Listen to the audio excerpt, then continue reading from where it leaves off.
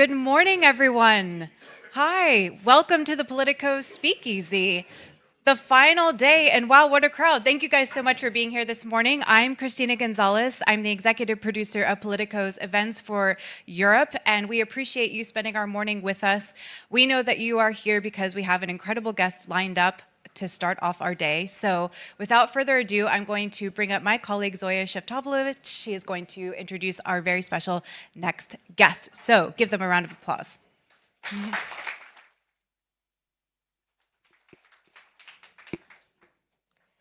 Good morning, and thank you for joining us on day 3 of the Politico Speakeasy at GLOBSEC. I'm Zoya Shevtovlovich, Politico's chief EU correspondent and also the host of the Brussels Playbook podcast. Subscribe if you haven't already for more of this kind of quality stuff. Joining me on stage today is a man who almost needs no introduction, Radek Sikorski. He is the Deputy Prime Minister and Minister of Foreign Affairs of Poland. Thank you very much for joining me. Good morning. Let's start with whiplash, Trump whiplash. We've seen a pretty spectacular week when it comes to the defense of Europe, with the Trump administration first saying it was going to be pulling troops out, then threatening to pull troops out of Germany and Poland. Now they're saying, no, actually, we're going to rotate troops into Poland. How can a country like Poland, which is so close to the US and has always had this strong friendship, how can it read these messages from the Trump administration?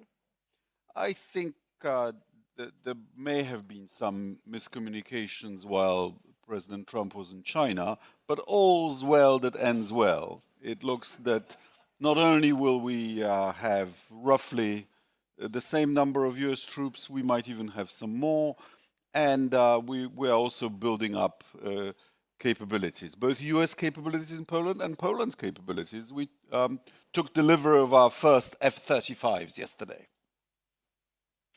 I mean, that's a bold commitment to the transatlantic relationship.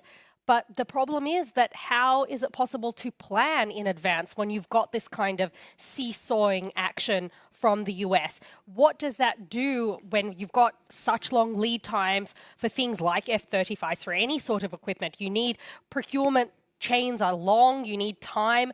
I mean, can you rely on the US as a guarantor of European security at this point? But think of how confused the Russians are.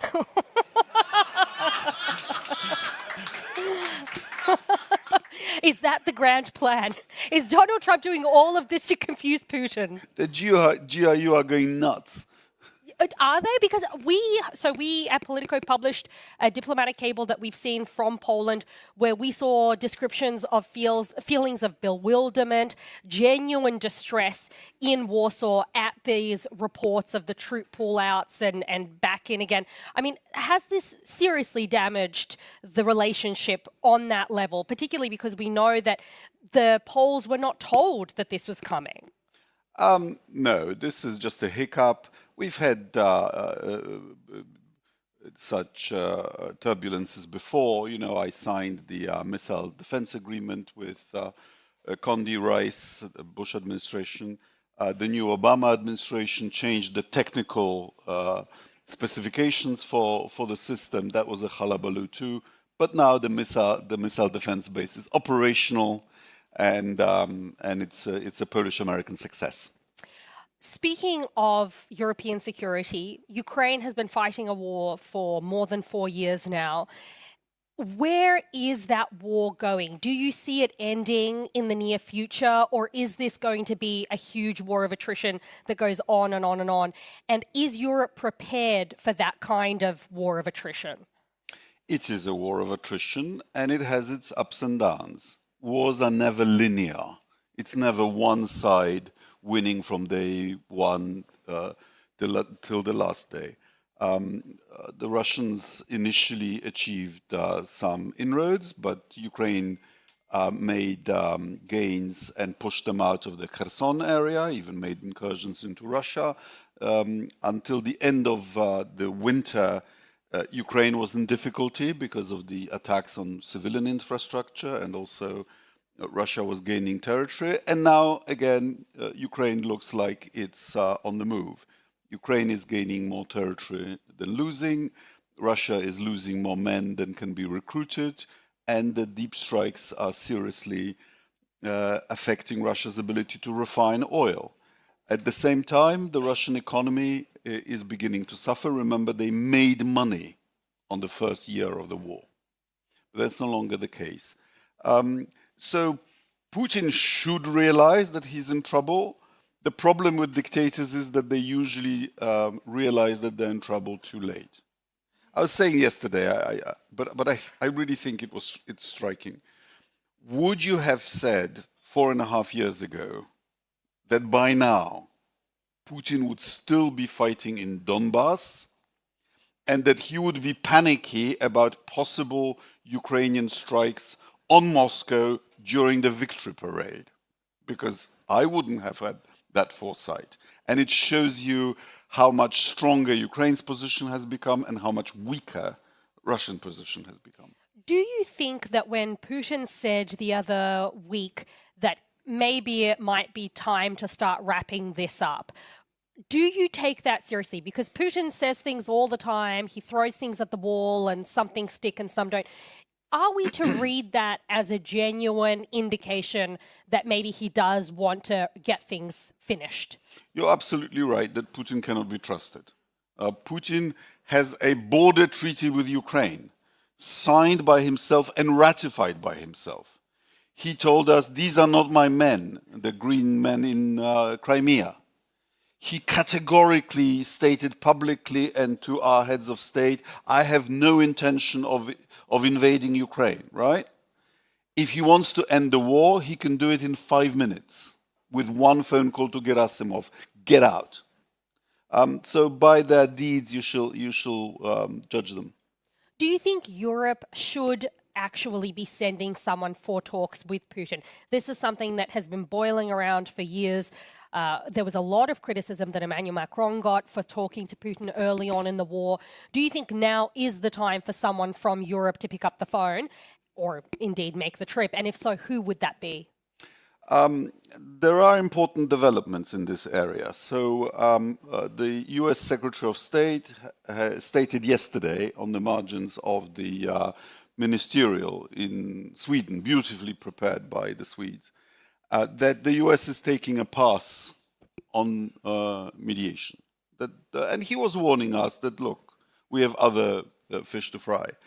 And so this is, of course, good news for Europe in the sense that we have proven that Ukraine will not capitulate because we are helping them.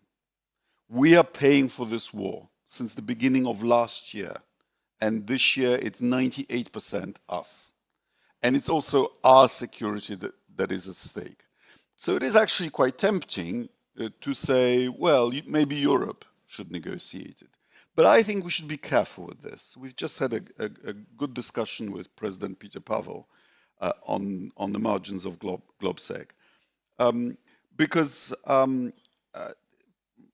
let's think of historical parallels. The Soviet-Finnish war was ended by direct negotiations between Stalin and the leaders of Finland. And the most important issues are all Ukrainian concerns. We don't want to be seen by Ukraine as people who put pressure on them to make compromises. We should stick to our principles that we will support Ukraine, whatever they decide is good for them. And so we will help them defend themselves, and then we will create a path for them to join the European Union. And remember, Ukraine and Russia have been negotiating through back channels all along. They had these various paths. The only one that's been workable and has brought results so far over the 4 years is the one devoted to mutual exchanges of prisoners. But initially they had these other paths of negotiations. So if Putin is serious, he can reopen them. At the moment, it does seem like momentum is with Ukraine. And there is a lot of support that's coming from the Baltics, from the Nordics, from the countries that have experience with Russian aggression themselves. But there is a sense in some parts of Europe, when you look at some of the parts that are more removed from that front line, that, look, we've got pensions to pay, we've got problems with our economy. There is a sense of antipathy towards continuing to fund Ukraine as much as it takes at times. I've detected this in conversations. Britain has not been occupied by Russia and yet has been magnificent in supporting Ukraine. Countries like Portugal, Italy are actually quite forthcoming. The only people who are entitled to be tired by this war are the Ukrainians. And we've extended the money. Ukraine is provided for 2 years in budget terms. Putin needs to decide whether he can continue for another 2 years. We should stay the course. Do you think that the European Union as a whole has the gravitas, the kind of that feeling of a big player, a key player on that global stage that is equal to that sense of the United States, the impact that a Donald Trump kind of saying something to Putin? Does the EU have someone like that, or does it have the gravitas to be able to stand toe-to-toe with Putin? No, it doesn't, for constitutional reasons. You are comparing a confederation with federal states, or, as in the case of Russia, a dictatorship. So no, in our system, power is not concentrated in the hands of one man or woman. We find it difficult to coordinate our positions. So we sometimes look pathetic. But I think Putin also misunderstood how democracies worked. And when we set our minds to something, when we lose trust in a foreign leader, we can be remarkably consistent. And he has clashed against our consistency because I think we understand the stakes. It's not just about Ukraine. It's certainly not just about Donbass. It's about Ukraine's geopolitical orientation. It's about Ukraine's freedom or otherwise to join the West. And it's also about Europe's own position in the global distribution of power.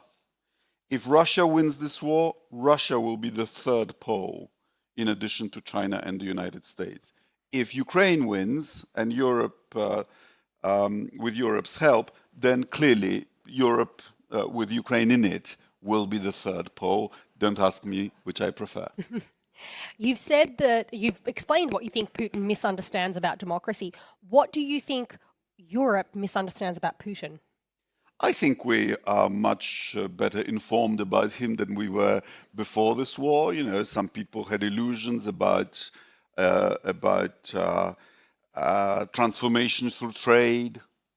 And we've relearned old lessons that with a political culture like Russia's, with a state ideology that is repressive at home and expansionist abroad, you need a mixture of firmness and compromise if need be. But we should now be at the firmness stage so that we can make a deal with a future Russia, perhaps after Putin, and hopefully bring her into the family of nations once she stops invading neighbors. Do you think that's possible for Russia, given the history? I mean, you've lived through it. You've lived under communism. You've lived under the oppression. Poland has a long history with Russia, and Russia keeps invading. So can Russia be brought in? It's difficult because let's remember how Russia started as a state. The Muscovy Principality was for 250 years a tax collection mechanism for the Mongol horde. And this is how their political culture developed. They won competition with other Slavic princes because they were the most cruel in extracting value from their own population.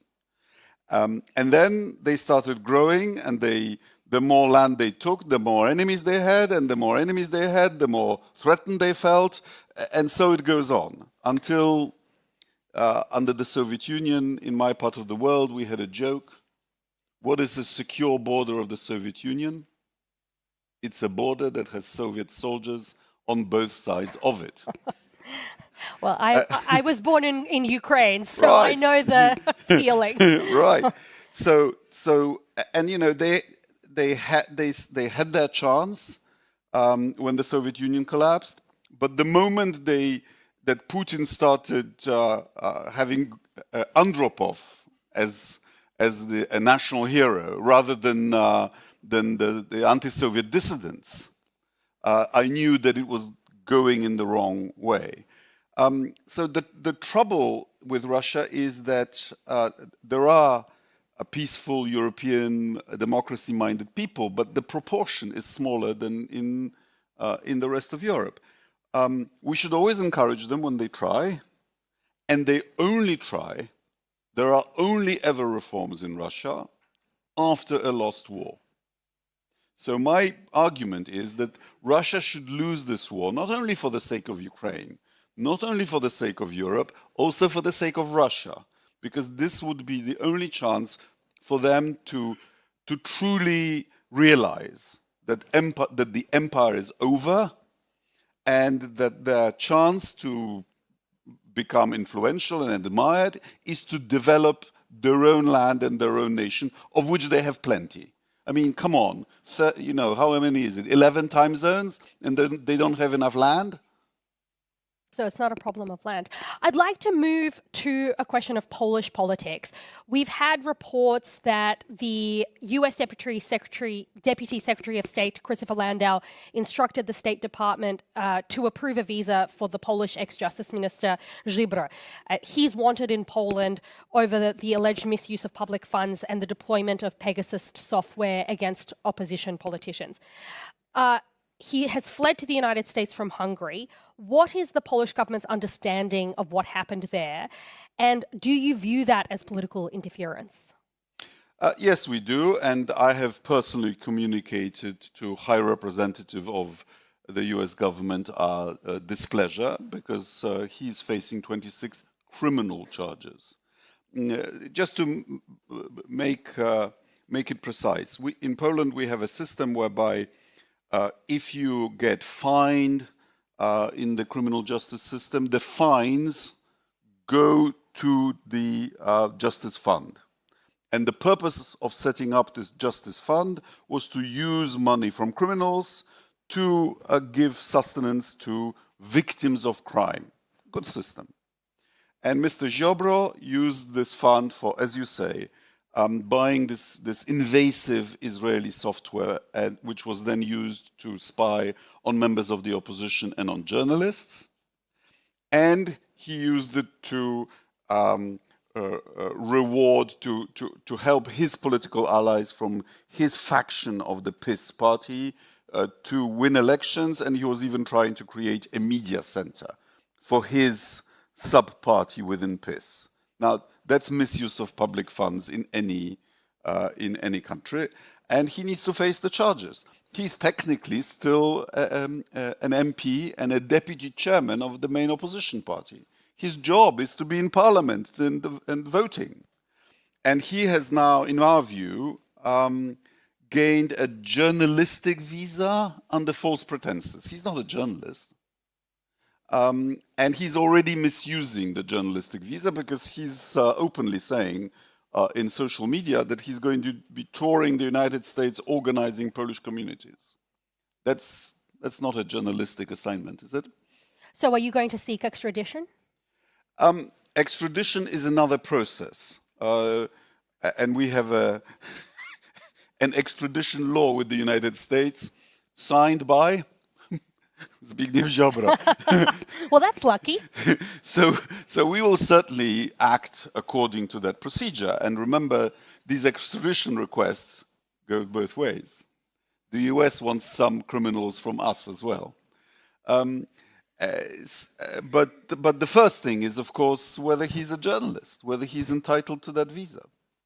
And so have you had any signals, any communication from the US on this? Have they indicated, is this the position? They will keep him in that country, they will not extradite him, or are they open to a conversation?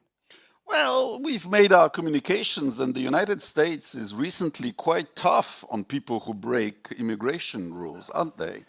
So I hope they are tough without political favor. I'd like to ask you also about your relationship with the president. He's been vetoing a lot of the efforts of your government to reform, the reforms that the EU has asked for. How can you get around that? Is it possible, or are you just hamstrung with this president? We envy our Hungarian colleagues who have just gained a constitutional majority. We have a system like the Roman Republic, which had two consuls with identical powers. And in our system, the president is popularly elected, is basically head of state for representation, but does have the veto power, as you say. And this particular president defines the presidency as a way of increasing his prerogatives rather than exercising them. So, you know, the president signs various state nominations. And in most of them, the custom hitherto has been that that's just the formal ending of a process. And this president is saying that he has the right to refuse. We think it's unconstitutional. We have a lively political culture. Minister Sikorski, that is excellent. Thank you so much for your time today. Thank you for those in the audience, also those tuning in online. Next up at 10 a.m, we'll be hearing from Admiral Michael Rogers, who'll sit down with my colleague, Chris Lundy. Thank you so much. Thanks. Thank you, Minister. It was great.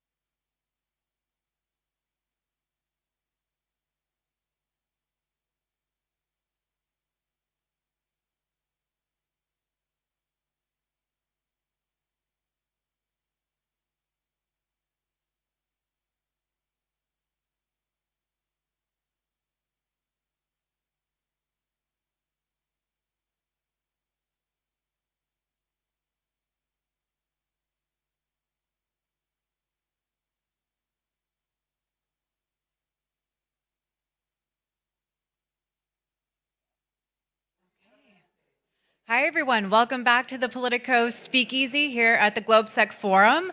We are going to continue on with our programming this morning, and so please help me welcome to the stage my colleague, Chris Lunde. He is our defense reporter based in Berlin, and he is going to introduce you to our next guest. So give them a round of applause.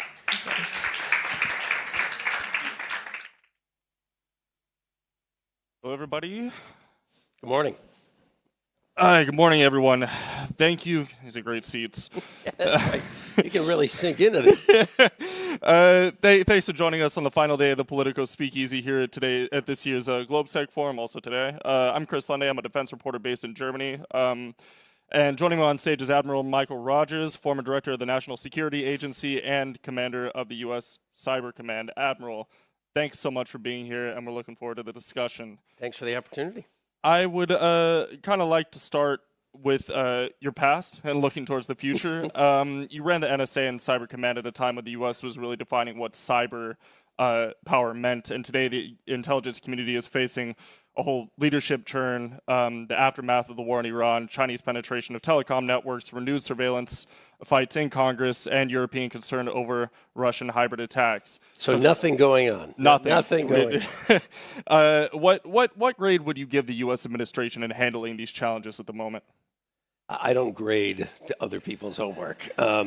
Look, I don't think there's a nation in the world right now that is comfortable with where they are with respect to cybersecurity more broadly. And I think we have to acknowledge that it's getting worse. It's not getting better. So one of the messages that I try to send, whether I'm talking to governments, my own and others internationally, or I'm speaking in forums like this, is we got to step back and, number one, acknowledge it's getting worse, not better. And secondly, say to ourselves, if that's true, then doing more of the same and thinking you're going to get a different outcome is a pretty low probability of success strategy. So I think we need to pivot a little bit in terms of what we're doing. And here in Europe, I would argue, look at what you are seeing in Ukraine. That is the greatest cyber resilience I've ever seen in the face of some pretty significant cyber-associated activities. Well, before we go into Ukraine and before we also go into Russia, I kind of want to talk about something real quick that had occurred yesterday. It was reported last night that Tulsi Gabbard would be resigning his DNI. Somebody's not a fan. Let's just hope it's not a Gabbard family member who's out there who's doing that. I'd like to get your thoughts on that. You know, what do you think that means for intelligence agencies, but also even politically? Leadership changes all the time. That is the nature of life. So I would urge people, don't think that this has a significant operational impact immediately. Now remember, in her letter, she announced that she is stepping down on the 30th of June. So this is not something that's happening tomorrow. Mm-hmm. There will be a transition. The deputy, it appears, is going to become the acting.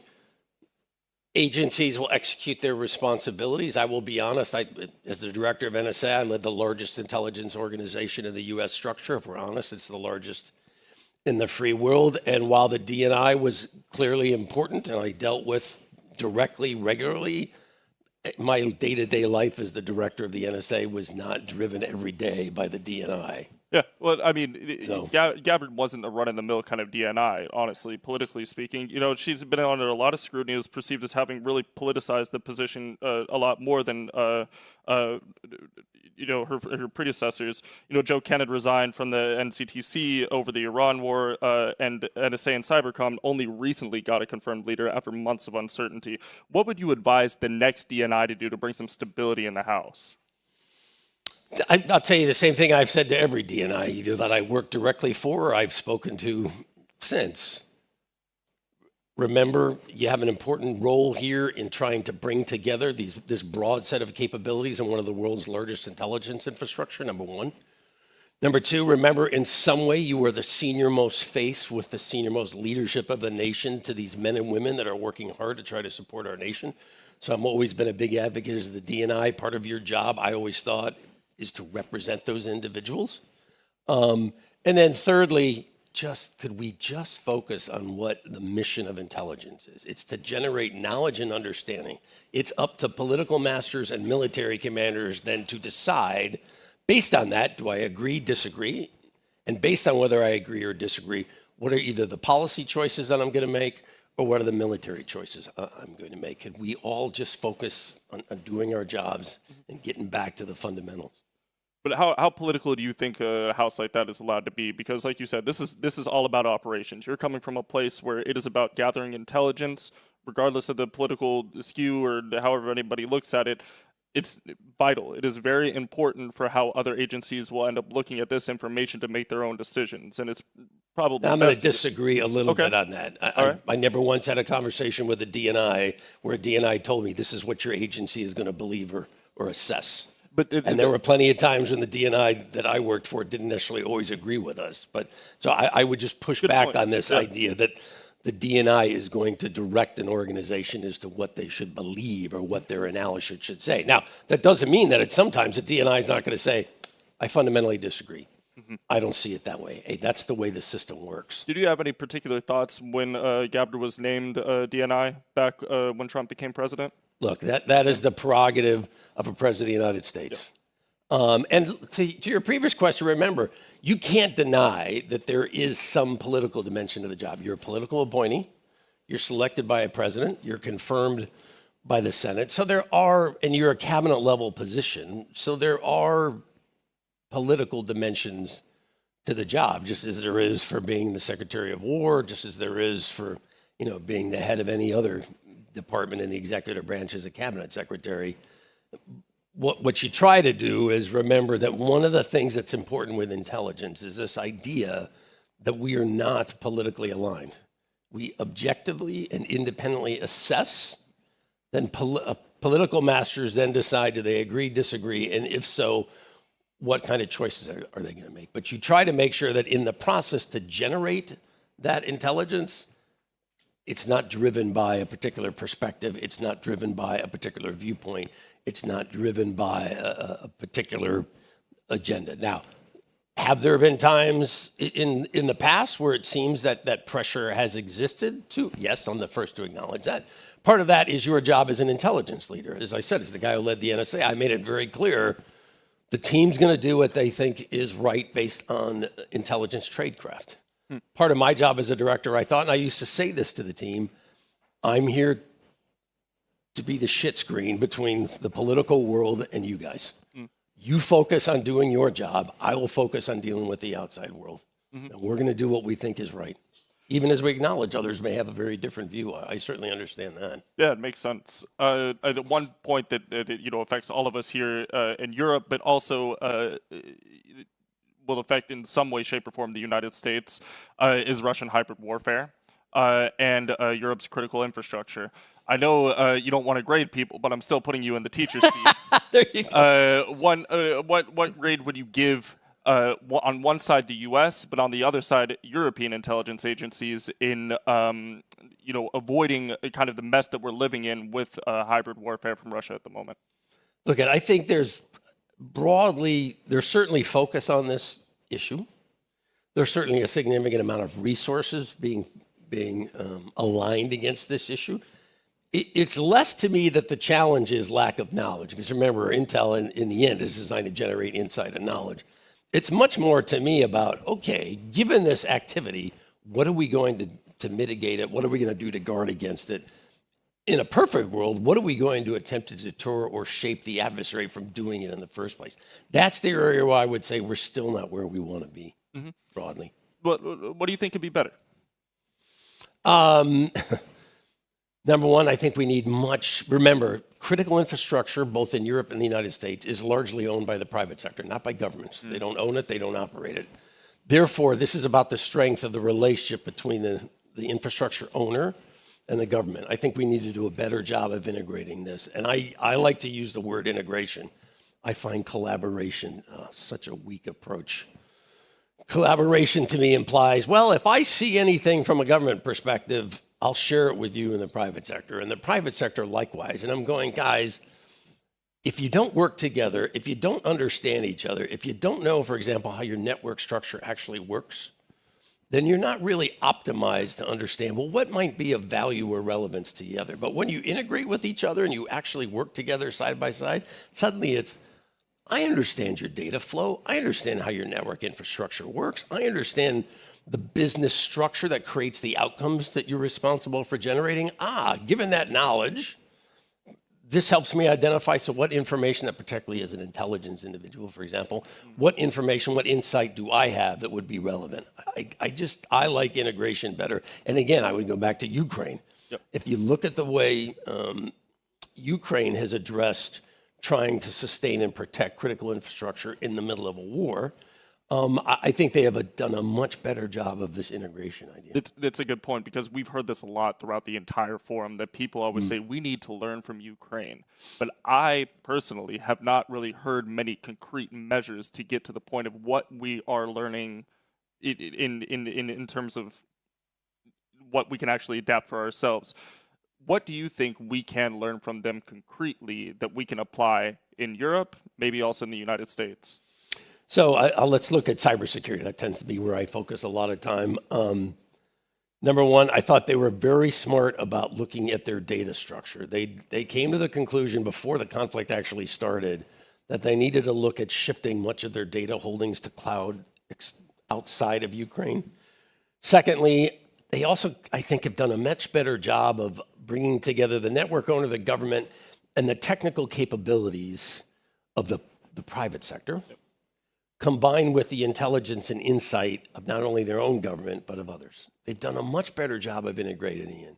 The third point I would make is they also, I think this is very important.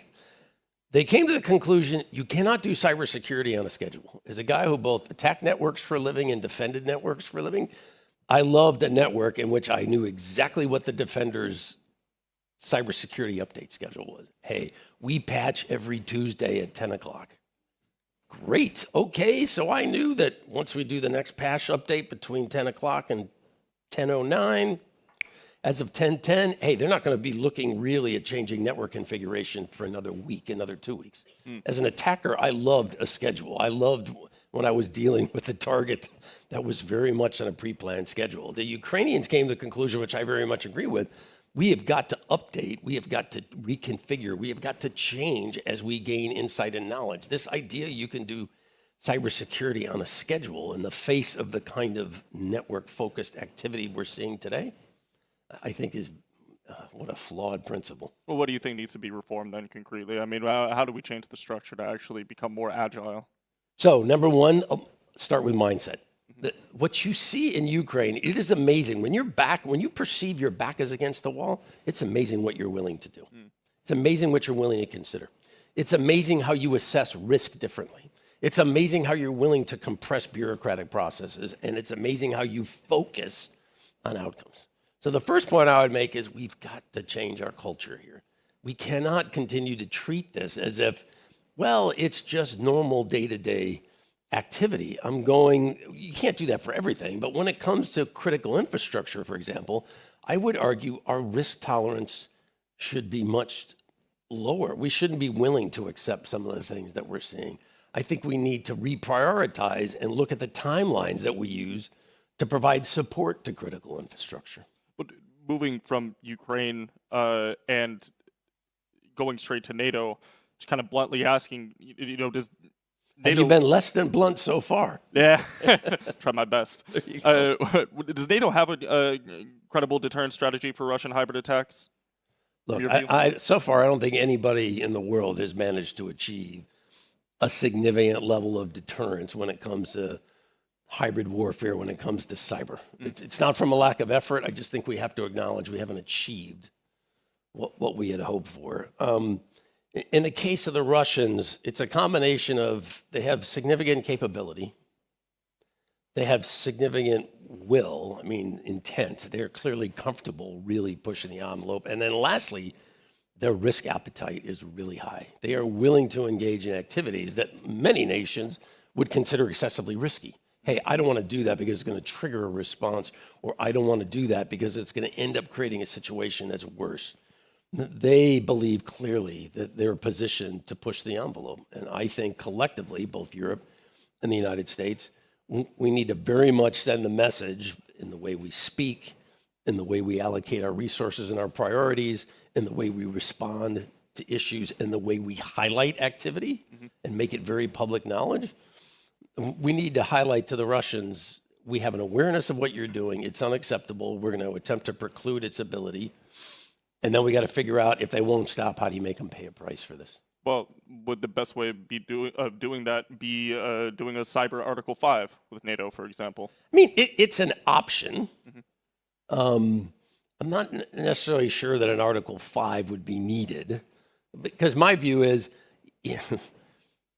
we don't have to formally declare an Article 5 to collectively decide within the alliance that this is something that we need to both prioritize with and do differently. Now, part of the challenge also is, remember, the alliance does not own the infrastructure of its member nation states.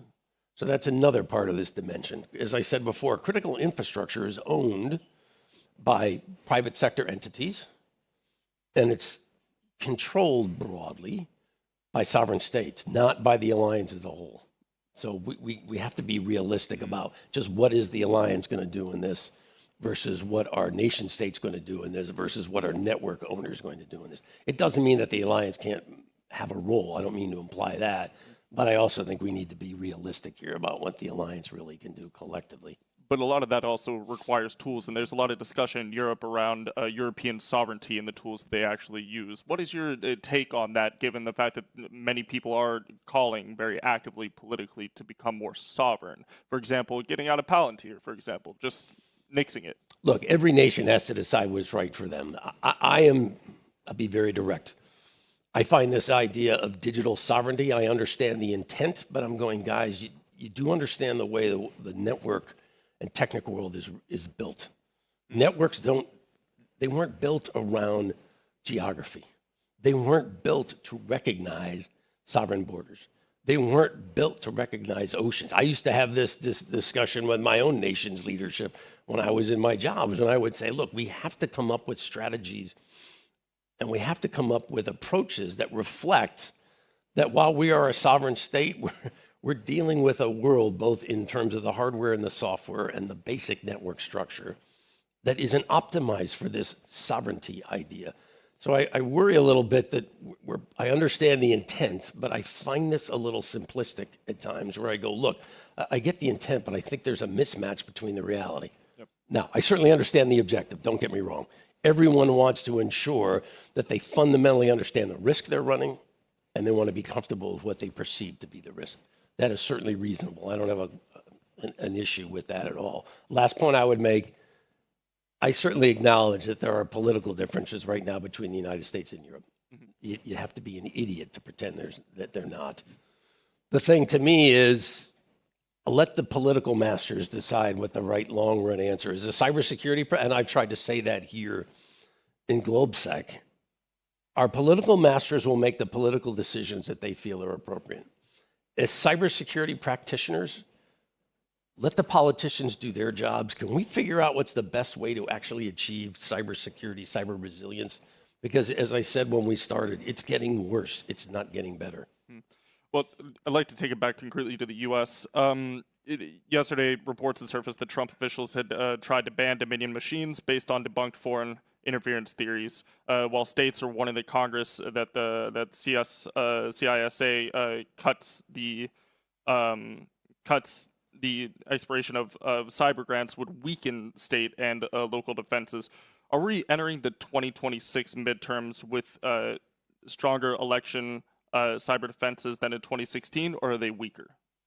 So first of all, I'm not familiar with that report. I apologize. I'm just not familiar with the report. And I'm certainly not, I was heavily involved in 2016. I'm clearly not involved these days.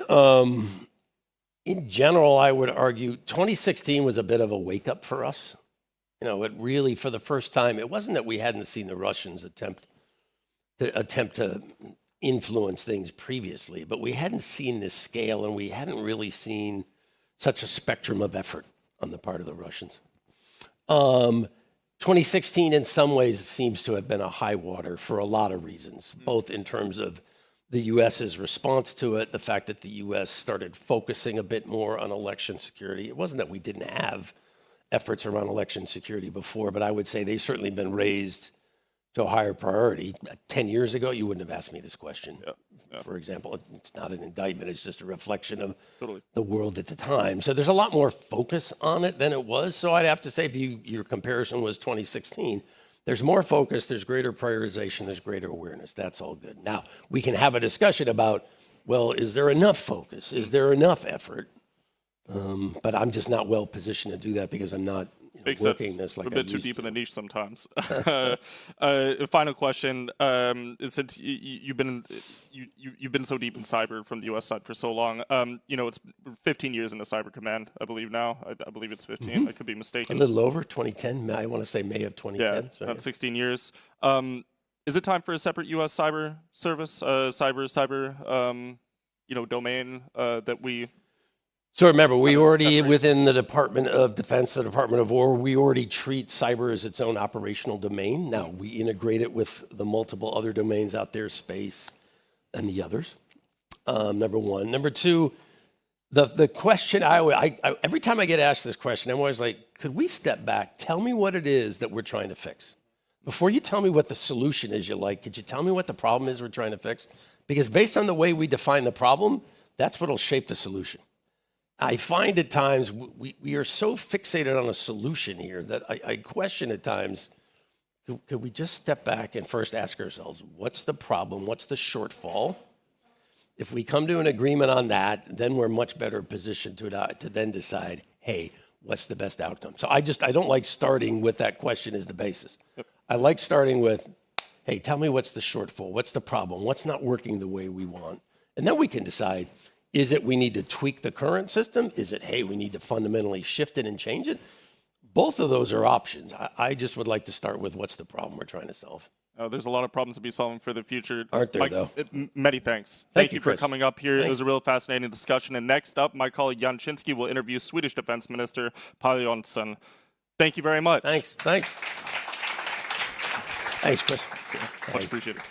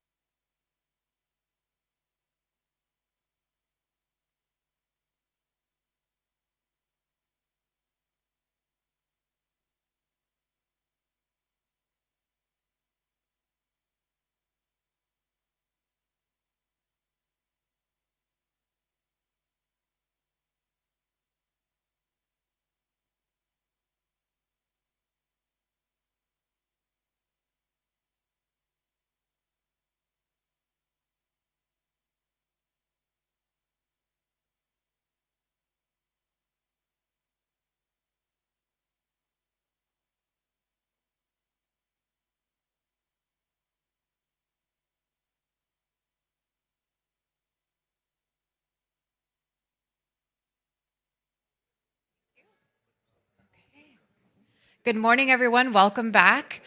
We are going to continue on with our programming here at the Politico Speakeasy at the GLOBSEC Forum. Thank you guys so much for being here in the room, and we have wonderful guests also joining us online.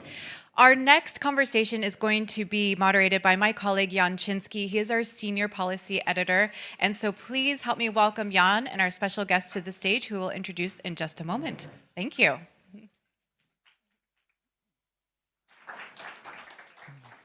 Thanks very much. Welcome to the panel, and I'd like to welcome our guest, who is Sweden's Defense Minister, Pål Jonson, to talk about the future of NATO and the state of European security, and a bit about the conflict in Ukraine. I'd like to launch in right away in how the back and forth over troop deployments in Poland was seen by Sweden. What message does that send about the reliability of American security guarantees, especially as it appears that the latest decision by Trump was, the way he linked it was his personal relationship with the Polish president. What does that say about the way that America now thinks about force deployment in Europe? Just let's zoom out a little bit and just remember that several administrations have been telling the Europeans they have to shoulder a much larger responsibility for own security. In the national security strategy that came in December, the message was very clear that, of course, the US is prioritizing the Western Hemisphere, secondly, the Indo-Pacific, and Europe comes maybe third or fourth. So that was a clear message. The national defense strategy, saying it in a slightly different fashion as well, sending the message to us Europeans, be ready. So we're not surprised, and we're taking a lot of measures in order to mitigate and compensate for a time when the US will have a less solid footprint than they have today on the European continent. And you can always discuss about how the message was conveyed and so forth, but in the big schemes of things, we're not surprised, and we're taking measures in order to step up for us to, as European allies, to take this shoulder this larger responsibility. Where do you see there is Mark Rutte has been talking about this, and the European Union is involved, and other countries are talking about as well, of enhancing Europe's defense capabilities, and as you said, the ability to sort of stand more on their own. How do you assess that in light of that, the rising worry about a potential attack from Russia? Sure. There's a lot of talks about troop numbers, and they're really much higher now than they were 5 years ago on the European continent, somewhere around 85,000. And the US said American troops. Yeah, American troops, absolutely. And then they have this called dynamic force engagement that they rotate in and out, and we appreciate that. But the numbers, of course, is one thing. The strategic enablers is another. We are, of course, still very dependent on American power projections when it comes to space capabilities, long-range strike, air-to-air refueling, and so forth. So what is important is, of course, that this transition and this rebalancing is done in consultation, but also that done in an orderly fashion.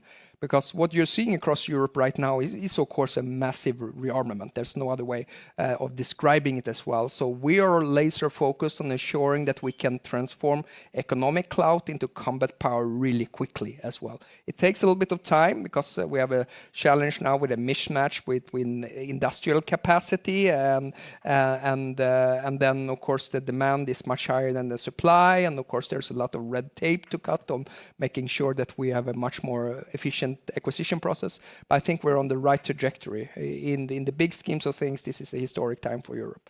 And so there's this message coming out of the US, and as you said, it's been a long-term one of Europe has to spend more on defense, has to become more self-reliant on defense. Yeah. But then there's an often clashing message out of Washington is continue to buy lots of American weapons and a wariness of any kind of buy European provisions.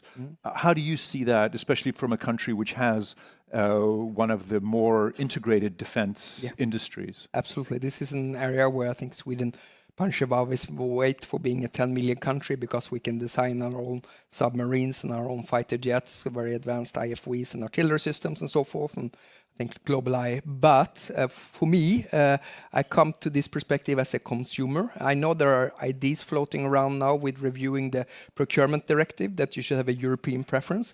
I would advise against that because right now, what we need now is increased production and closing off the European market from our American friends or from our friends in Asia, I think would be very wise. Now, my responsibility first and foremost is to get weapons in the hands of the Swedish warfighters. And that sometimes can be from Europeans, sometimes it can be from the Americans, or somewhere it can be from Asia. So we have an open mind about this. But getting increased production in Europe, but also having an open market, that's in our self-enlightened interest. So that's our perspective and our take on this matter. And if I just could say one thing as well, so let's not close off the flow of technology across the Atlantic, because the US is an important market for many European defense contractors as well. And closing off the flow of technology would in the end make both our armed forces on both sides of the Atlantic worse off. So do you think that the Buy European provisions, the limits on third country participation in programs like the EU-financed SAFE loans for weapons program, are you opposed to that? Is that a bad idea to have that in there? So sometimes when you have EU financing, there's a compromise that if you don't have a European supplier, you can get an alternative supplier. In regards to the EU reparation loans, our perspective is that the Ukrainians should have the right to buy whatever weapons they need there, because that I think is the most rational approach to it. Sometimes when you have this EDF and the PESCO projects, that's EU money, then I can understand that if it's EU funded, then of course there might be an aspect of European preference. But when it comes to the procurement directive, that's a national decision of what kind of weapons we should buy, and therefore we're very steady that this should not include the European preference. And so the EU is talking about encouraging countries not to use the opt-out in the for procurement that means that it does not have to follow the EU's single market provisions, and that you can favor national producers. Yeah. Is that a good idea? Should the EU not get involved in that and leave countries able to circumvent those rules and favor their own national industries when it comes to procurement? Yeah, so the problem, once again, if we would have this conversation a few years ago, we would have talked about the problems in Europe being overproduction, fragmentization, and duplication. None of that is A-level problems any longer. Right now, it's the mishmash between supply and demand. I am worried sometimes that some of the European producers have not been aggressive enough in scaling up their production. And remember, as the security environment right now is very dire, because we see Russia has a great inclination to take political and military risk. So time is a cost for us, and we will have to buy the weapons as quickly as possible to scale up and put in the hands of the warfighter in order to deter and defend. And therefore, increased production capacity in Europe, I think, is absolutely vital. That means the defense industry, in a completely different fashion, also embraced advanced manufacturing that you see on the civil side, not at least in the car industry. So we get this, we break the cost curve and we break the time curve, because when we put so much money in Europe on the defense market, when we buy more, we expect it to become cheaper, not more expensive. Are you seeing that is not translating, that the cost is not falling when you're procuring? It's issue specific. In some segments, prices are going up. In others, they are actually being lowered. I think that on balance, the most efficient defense market in Europe is the Ukrainian one. In the Ukrainian one, it's the only one that you see that prices are actually being lowered. So what the Ukrainians did, which should be an inspiration for us as well, when the full-scale invasion broke out, they deregulated 35 laws and regulations, they privatized the things, and they opened up for competition. So they've been able to scale their defense industry in a very impressive way, and they should be an inspiration for us. And that's, of course, why I think we need them inside EU and NATO in the long-term perspective as well. So your call would be there's strong opposition to this, but would be for Ukraine eventually to become a NATO member. Yeah, both EU and NATO members. I think they should have that perspective as well. And that, of course, according to the open door policy of NATO in Article 10, that all European countries should have the right to join NATO as such when they live up to the requirement. And this is a matter for Ukraine and the rest of the alliance. There shouldn't be anyone who has a veto against this. That's our position. I accept and I recognize that there are allies who are against it, and there's not a consensus around it. But if you ask me for our position, that is our position. And I mean, where else in Europe can we find 110 brigades? Where else in Europe can we find the innovation system that the Ukrainians provide? And where else can we find the industrial capacity as well? I had one of our Politico reporters was in Gotland a few days ago watching the NATO exercises where there were Ukrainians invited, and they reported back that the exercise had to be halted because the Ukrainian drones wiped out a whole a Swedish tank unit. What are you looking at something like that? What are the lessons that Europe and NATO should be learning from Ukraine? Couple of things on that one. Exercise being halted is not unusual. That's how you actually adopt and learn. We're very grateful for the Ukrainians sending troops and the drone units that are operating on the front to come to Sweden and exercise. We learn from them the whole time, and we learned. And when we exercise, if we take them from the front to come to Sweden, we're not going to do an exhibition. It's going to be a hard and demanding exercise, and that was it was. And we learned important lessons for it. So, in conjunction, of course, that we are doing massive investment in counter-US systems. We just launched the $350 million on counter-US. We've done another 400 million on unmanned systems. Then during the last 1 year, we spent $5 billion on air defense. So we are doing this massive investment, but it takes a little bit of time until it reaches all the military units, until we do the scaling, and that we can transform it into combat power, because you need the operational and tactical experience that the Ukrainians know better than anyone else in the world. So we're just very grateful that we can cooperate with the Ukrainians and exercise with them, and we're getting better by every day that we do it. When you talk to some military strategists, they look at what's happening on the ground in Ukraine, and they're saying that the traditional way that NATO has approached war is out of date, that the armored brigades, everything has to change now with the AI drone revolution. Is that overselling the case? Is there still an argument to be made for traditional approaches to warfighting? A few things. Someone says that the future seems to belong to the many and the small rather than the few and the big. And I think there's something to that. Of course, the capability targets that we are working on right now, which is like our North Star in how to do this coordinated rearmament to make sure that the new threat-based defense plans are executable. They are informed by the lessons learned in Ukraine. So, I mean, massive investments into long-range strike capabilities, massive investment into air defense, learning from the war in Ukraine, also when it comes to volume, assuring that we have magazine depth and ammunition and so forth. So I think that on balance, the capability targets are right, but much more investment into unmanned systems in all domains, I think, is something that we're trying to push as well. And of course, getting adopted to a transparent battlefield where space-based assets together with drones, where there's a shooter sensor cycle that is operating very quickly. Those are also important. But right now, in some areas in Ukraine, especially this death zone with 0 to 50 kilometers, it's impossible to do maneuver warfare, and it's impossible to concentrate mass. And when the Russians tried to do it a few weeks ago, again, they were annihilated with a whole battalion. So is that a singular experience of the Ukrainian war, or is that something that in a potential NATO-Russia conflict, the same sort of thing would happen, or is the dynamic entirely different and we can't translate too closely?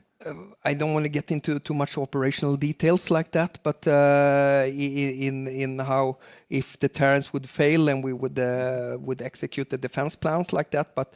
So I think that the war in Ukraine, this has been a war of attrition. It's been a war that's been perceived that no one is strong enough to win and no one is strong enough to lose, right? And by doing that, the Ukrainians been holding the ground. So the Russian side took, I think, about 1% of Ukraine last year at the cost of 300,000 casualties, which I personally think is unsustainable, especially as the Russian economy is bleeding quite heavily. But I think we have to adapt to it as well. But of course, our ambition is not to fight the war of attrition with the Russians. And the war of attrition is, of course, a war of warehouses, and that's why industrial production, going back to your original question, was so important. You did mention the integrated Swedish defense industry. There's a couple of interesting potential contracts for Gripen fighters. One is Canada is mulling, stick with F-35s, or the Swedes are still pushing quite strongly for them to rethink maybe and get Gripens. There's also the potential Ukrainian deal for Gripens. What's the status of both of those potential deals? I don't want to say that we're pushing the the Canadians. The Canadians is a sovereign country. They decide which operational need they have for their air force. So that's entirely for Canada to decide. So we have a much closer relationship right now with Canada than before we joined NATO. We have, for example, a mechanized battalion in what's called FLF Latvia, which the Canadians are a framework country for. We're cooperating a lot in the Arctic. We're one out of 7 Arctic countries within the alliance. So our bilateral relations is really strong, and there's a good collaboration with Saab and Bombardier around the global eye and so forth. But the fighter aircraft is for the Canadians to decide, and when they decide, so forth. On the Ukrainians, I had Minister Fedorov in Stockholm just a few weeks ago. We were stating that we make good progress on the letter of intent that President Zelensky and Prime Minister Ulf Kristersson signed in October last year. And of course, the Ukrainians have stated that they have an ambition also to possibly procure maybe 100 to 150 Gripen Echo as well. And if we can be helpful in that endeavor, rest assured we will as well. So negotiations are going well in that regard. How do you see the security architecture? You're a new NATO member, but the security architecture of the Nordics, where my understanding is that you essentially have a semi-integrated Nordic air forces, that the countries all work very closely together. Canada is kind of like now a semi-Nordic country, which are, you're sort of in, that they're sort of beyond NATO structures in a sense. There's the UK-led initiative as well, which brings countries from the region together. Is this an effort to create structures that may be faster reacting, that are not tied to NATO? How do you see that? It's a complement, not a substitute to NATO, of course. It's greatly helped by all the 10 countries inside the GF being NATO allies, so that makes military planning much easier. So now on the Nordics, we have what's called a Nordic air power concept, where the Gripens and the F-35s are working in very close collaboration. We use each other air bases. We work a lot on military mobility, aggressively attacking bureaucracy that close that kind of process down. We do common infrastructure. So I think what happened with the Nordic flank is really tremendous. And just to go back a little bit, so if Russia had one objective with Sweden and Finland, of course it was to keep us outside of the alliance. This is the mother of all unintended consequences for Russian strategic thinking, if you ask me. And collaboration among the Nordics and the Baltics are flourishing like it never done before. So being from an area in terms of military planning, being unpredictable, because we were not part of NATO's defense plan. Now it's predictability, which means that you are much better to deter and defend. It's also the region in the world where you find the most aggressive approach to defense investment and also to Ukraine support. And we also have a very common reading about Russia. So we're quite united up in the northern flank, and I think good things are happening. This is ancient history because things move so fast, but just a couple of months ago, everybody was very, very worried about American intentions towards Greenland.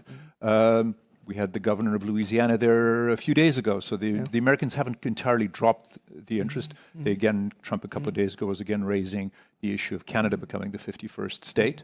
What impact did that whole Greenland gambit have in Sweden and on the perception of America? A few things on that, of course. In regards to Greenland, we've been very clear on this. This is a matter for Greenland and for Denmark and no one else. And in regards to sovereignty, we were very quick on our feet also to send staff officers doing exercises on Greenland. Which is astonishing, that you're essentially sending staff officers. You know what's potentially coming, so you're sending them to protect against the United States. No, we don't. You don't say that. But I mean, no, what we do is to do reconnaissance in order to do exercises, because I think there is a point to be made that we should pay more attention to the Arctic. That falls a large responsibility for Sweden as one of the A7 countries as well. So we send our National Guard there, our Home Guard, we send our Army Rangers there, our Gripen fighters for conducting part of Northern Century exercises between Greenland and Iceland and so forth. We have what's called FLF Finland, we're the framework nation for FLF Finland. That's also being conducted predominantly north of the Arctic Circle, creating strategic dilemmas for Russia as well, not just playing defense in that regard. So that's some of the approaches. The shouldering a larger responsibility for the Arctic in the alliance, I think, is very natural, because you see Russia resettling a lot of the infrastructure they had in the Arctic region before. You also see quite a lot of Chinese research vessels being there, Chinese calling themselves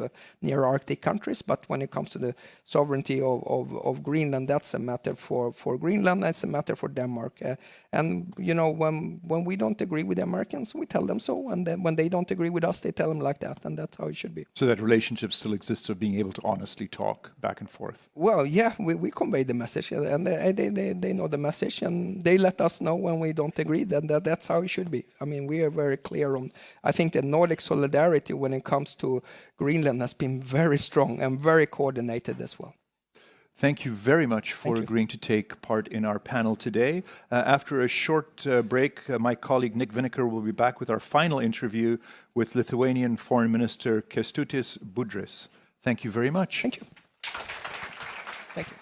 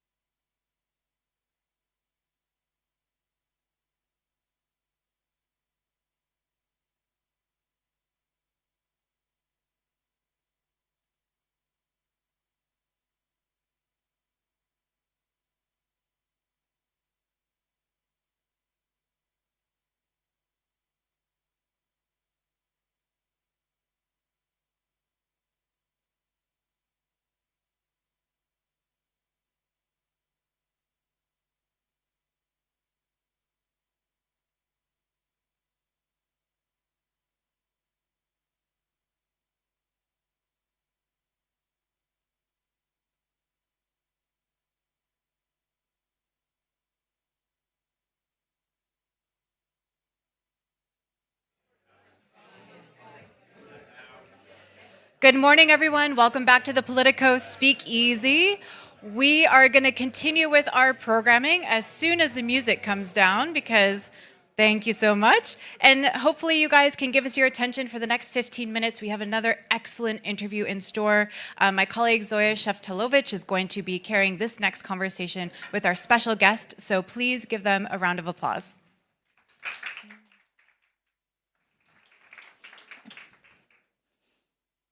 Good morning, folks. Thank you again for joining us this morning on the third day of the Politico Speakeasy here at GLOBSEC.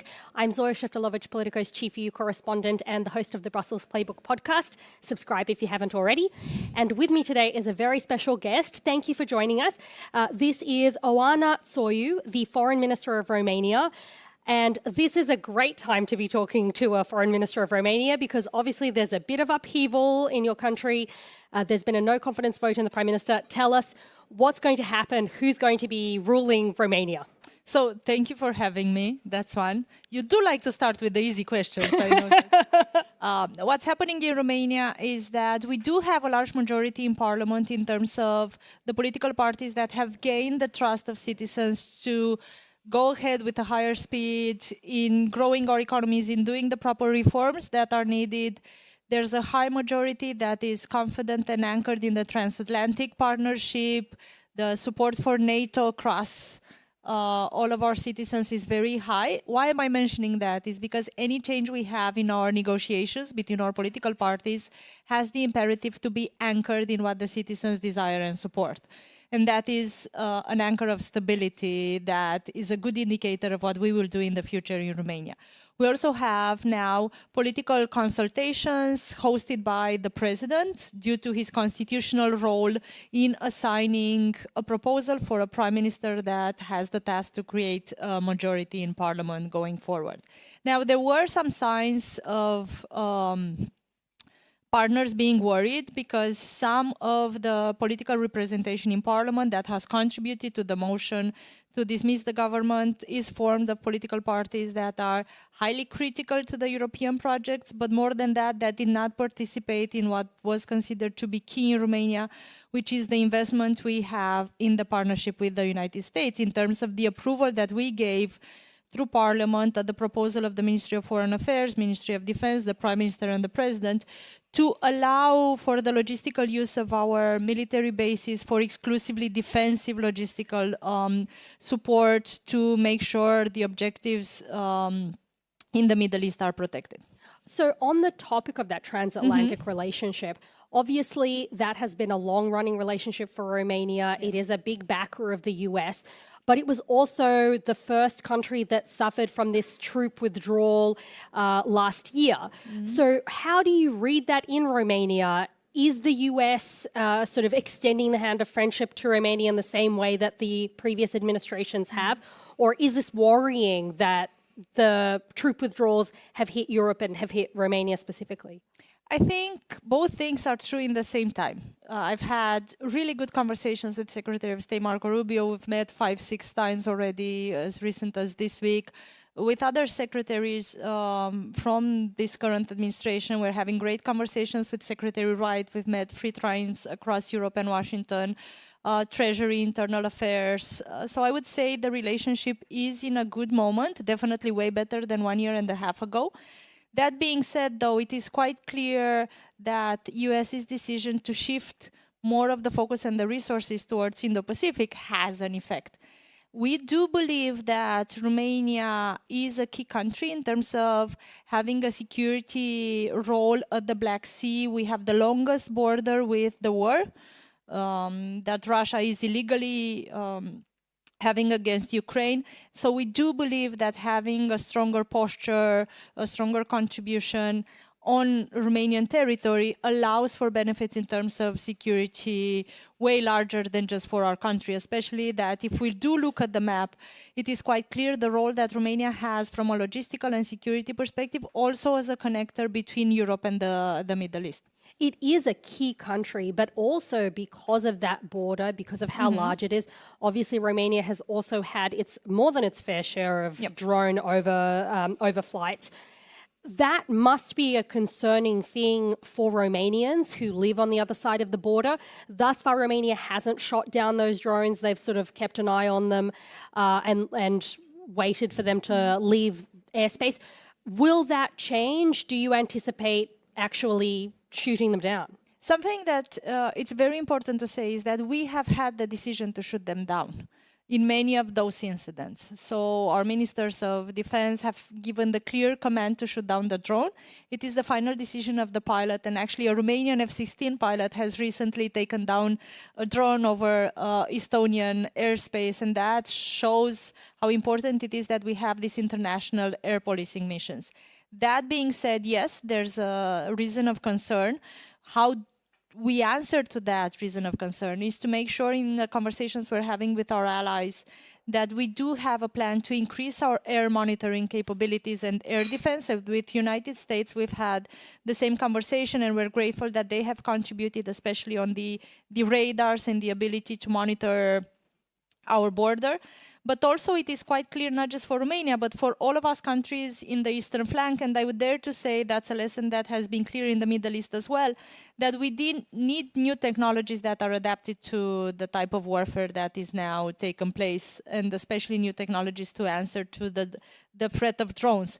And in that sense, Ukraine has the most ground-tested experience, and we're working with them to produce this type of capabilities in Romania. It's a common Romanian-Ukrainian project, and we're also having private actors that have managed to create new innovations in that space, working with Ukrainian experts, with Romanian engineers, and US capital as well.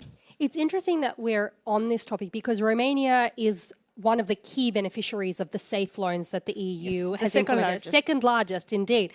But there is also some tension. So we saw that there were some comments that came out of the Defense Ministry saying the issue is that price inflation is really affecting how Romania is able to use the safe loans. How do you draw the balance between, on the one hand, making sure that Romania is as well equipped as it possibly can be, and on the other hand, ensuring value for money? And we have been tough negotiators, and I think, of course, that has created a reaction, but I think it was absolutely needed because we do need to increase our defense, we do need to increase our capabilities.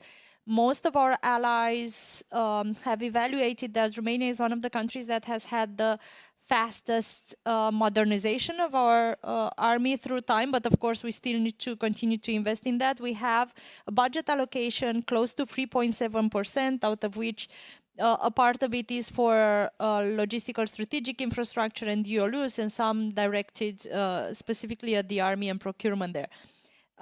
Something that's very important for us is to respect the Hague commitment. We know not all countries are on path to follow up on that commitment, but we do believe it is essential. And in our case, to be able to do that, we also need to be able to grow our economies and generate those resources in the budget.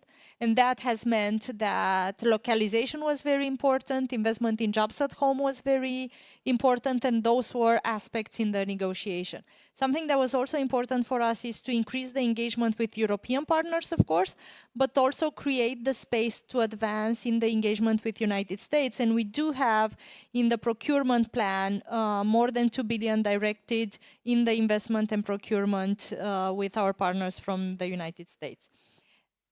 Now, in terms of price inflation, there are two aspects that present a challenge now, not just for Romania. This is something we're sharing among us at NATO level every time we meet, which is speed to delivery and price inflation.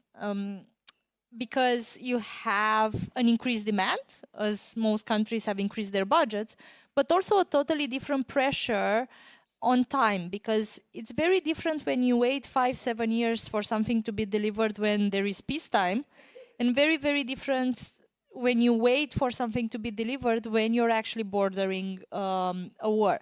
And of course now, because we have these simultaneous conflicts, especially in terms of air defense, there is an overlap of the need and of the demand of the areas facing those challenges. And of course, we're having these conversations with our partners in the Middle East, the Gulf countries. I've spoken with our ministers of foreign affairs there at the beginning of the conflict to be able to see how is it that our diplomatic understanding, which is that this overlap of challenges require coordination in how we create a diplomatic response, especially on reopening the Strait of Hormuz, are also diplomatic channels where we talk to each other in terms of what are the solutions in partnerships to create more speed for what needs to be offered on the air defense side. Are you concerned, because again, you are a key frontline country here, are you concerned that because the US attention, but also the Patriot missiles, the weaponry, etc., has shifted to the Middle East, that that's going to affect the ability of Europe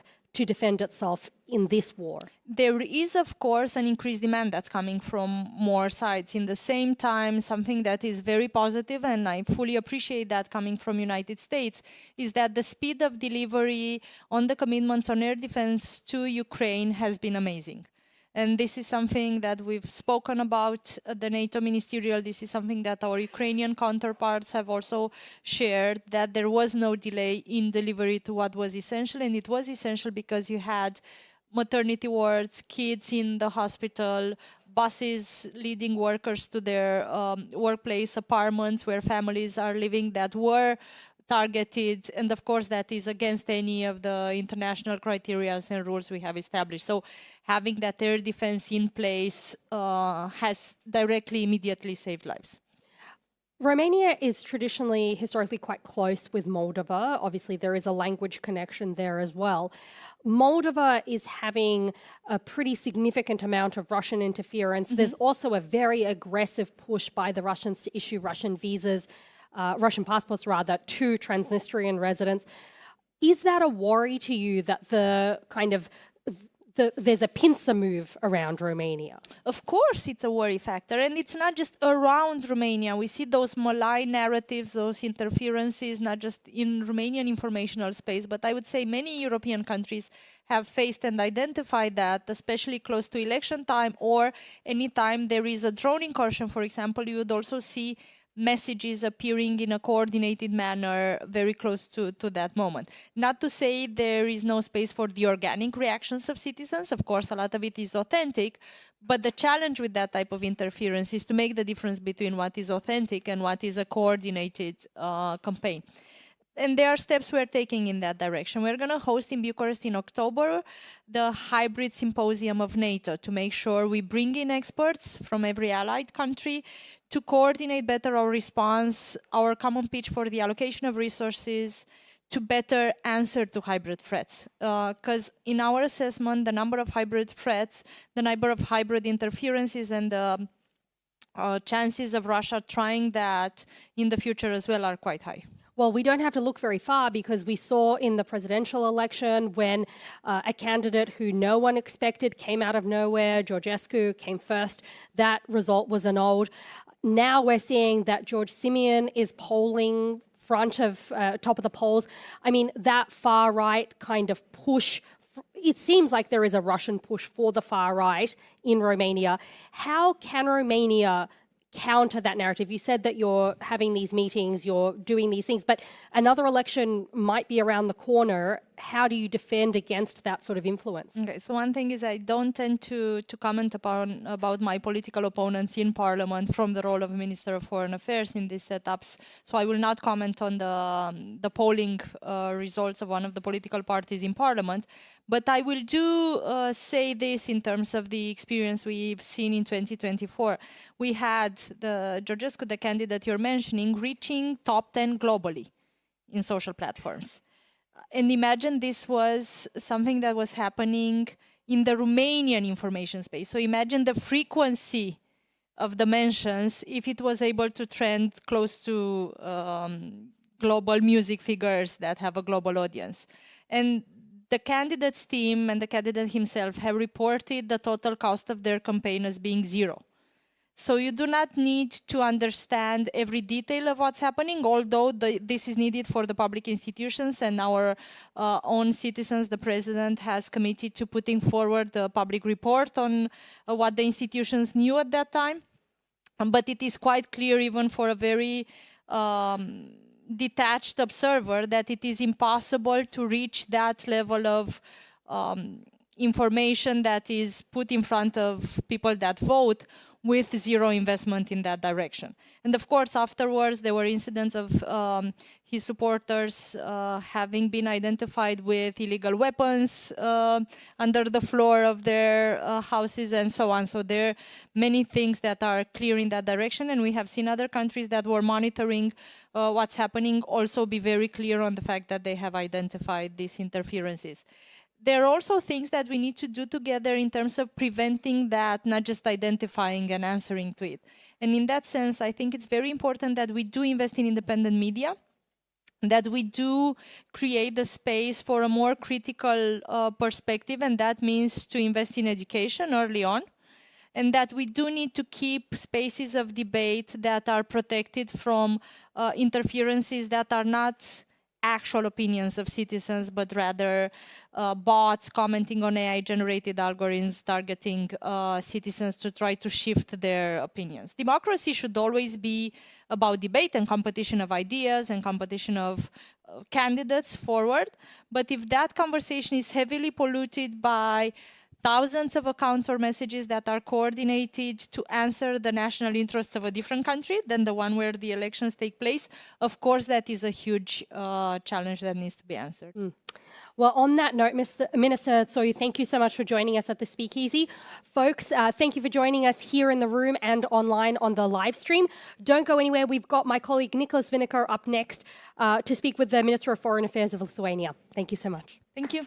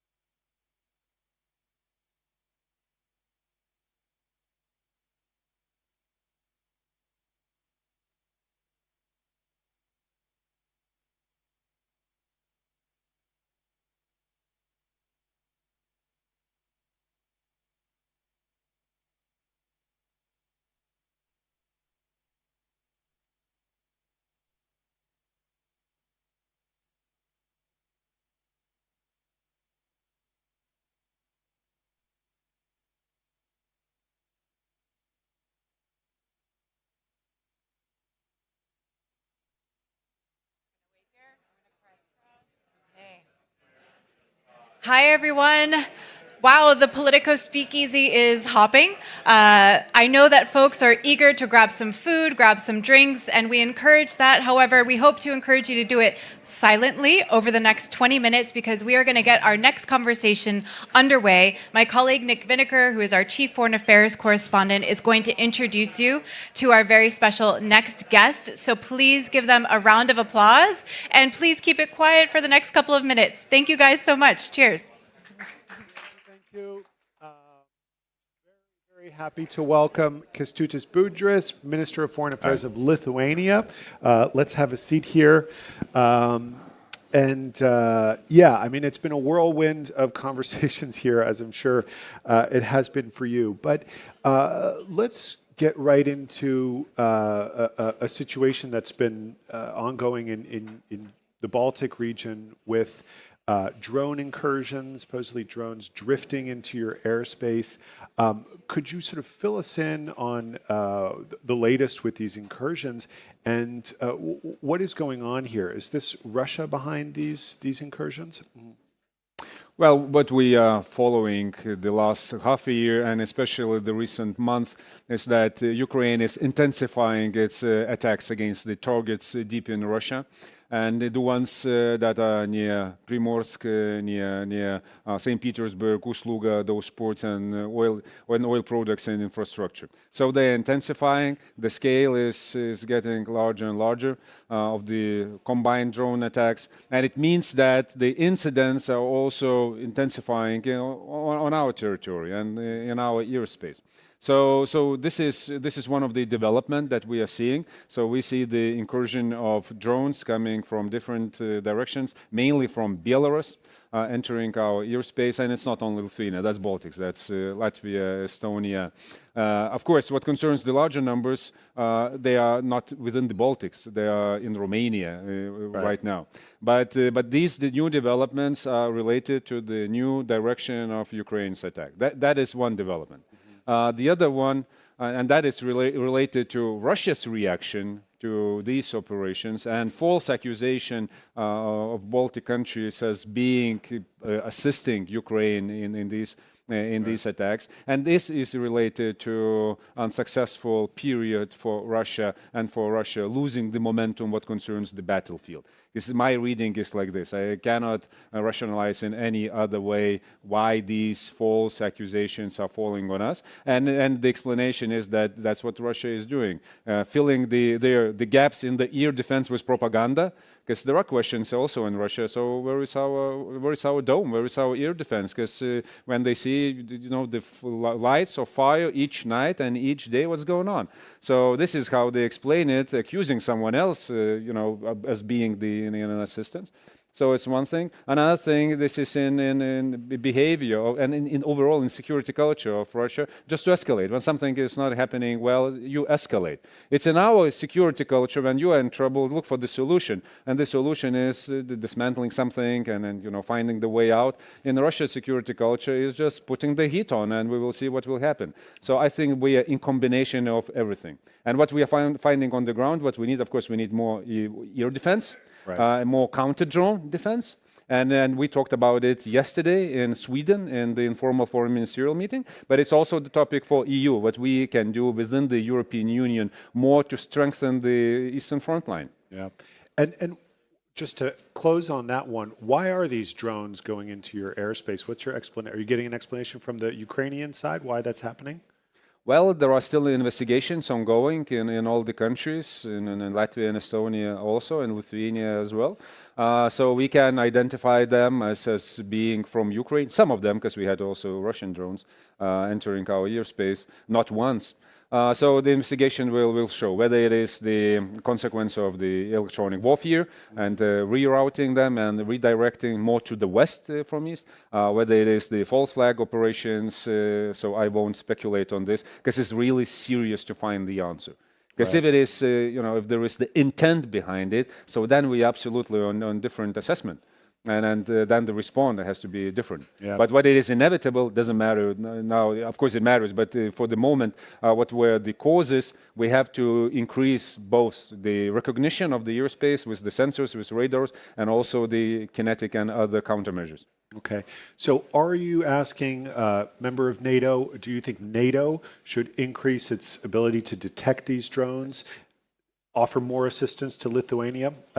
Yes. Okay. This is the new reality, and we already agreed a couple of years ago with the NATO on integrated air and missile defense in the region. Right. Because it has to be strengthened. Because we saw incursions previously of fighter jets, Russian fighter jets, and now they're also violating Baltic airspace. So we have all the reasons for it, and of course we have to increase the preparedness on the front line. So now this is another additional reason why we have to speed it up and also add counter-drone capabilities. Because this is the new reality, and we will need them anyways. Because this is the part of the resilience and deterrence. And that is why this also the topic for European Union. It's not only for NATO. So Eastern Flank Watch, as the flagship project, has to include in it counter-drone capabilities. And it's for all of us to invest. And we cannot rely only on the frontline nations, pouring in money, building defenses, building all the cameras and everything when we were stopping weaponized migration. Same with the airspace. Right. And you mentioned air defense. We know that the United States has a big theater going on. It may be hard to procure some of those weapons. Do you have concerns about being delivered on time, getting your orders fulfilled from the United States? Are you looking perhaps to European partners to provide some of that capability to fill the gaps where the U.S. systems are not coming in? Yeah, we're so interrelated, and our market is so interrelated. It's difficult to separate it. Like in our case, we have the medium-range air defense system, NASAMS. Those are Norwegian produced. Right. But the missiles, AMRAAMs, they're produced in US. And in all this supply chain, there are so many different companies and countries. And of course, we see the huge demand of air defense systems. That is one thing. Of course, there are needs of Ukraine in it. But in this specific topic, we can get the technologies and we can get the solutions, and that's what we are working on from Ukraine. So the very recent agreement on defense cooperation with Ukraine was about it, about the counter-drone capabilities, expertise, also localization of production in Lithuania of some of the counter-drone measures, and I see the big future for whole NATO and for whole Europe in this direction. Because it is what the Ukrainians are producing is more effective and it's cheaper. That's why it was the reason for so successful drone diplomacy of Ukraine in the Gulf countries.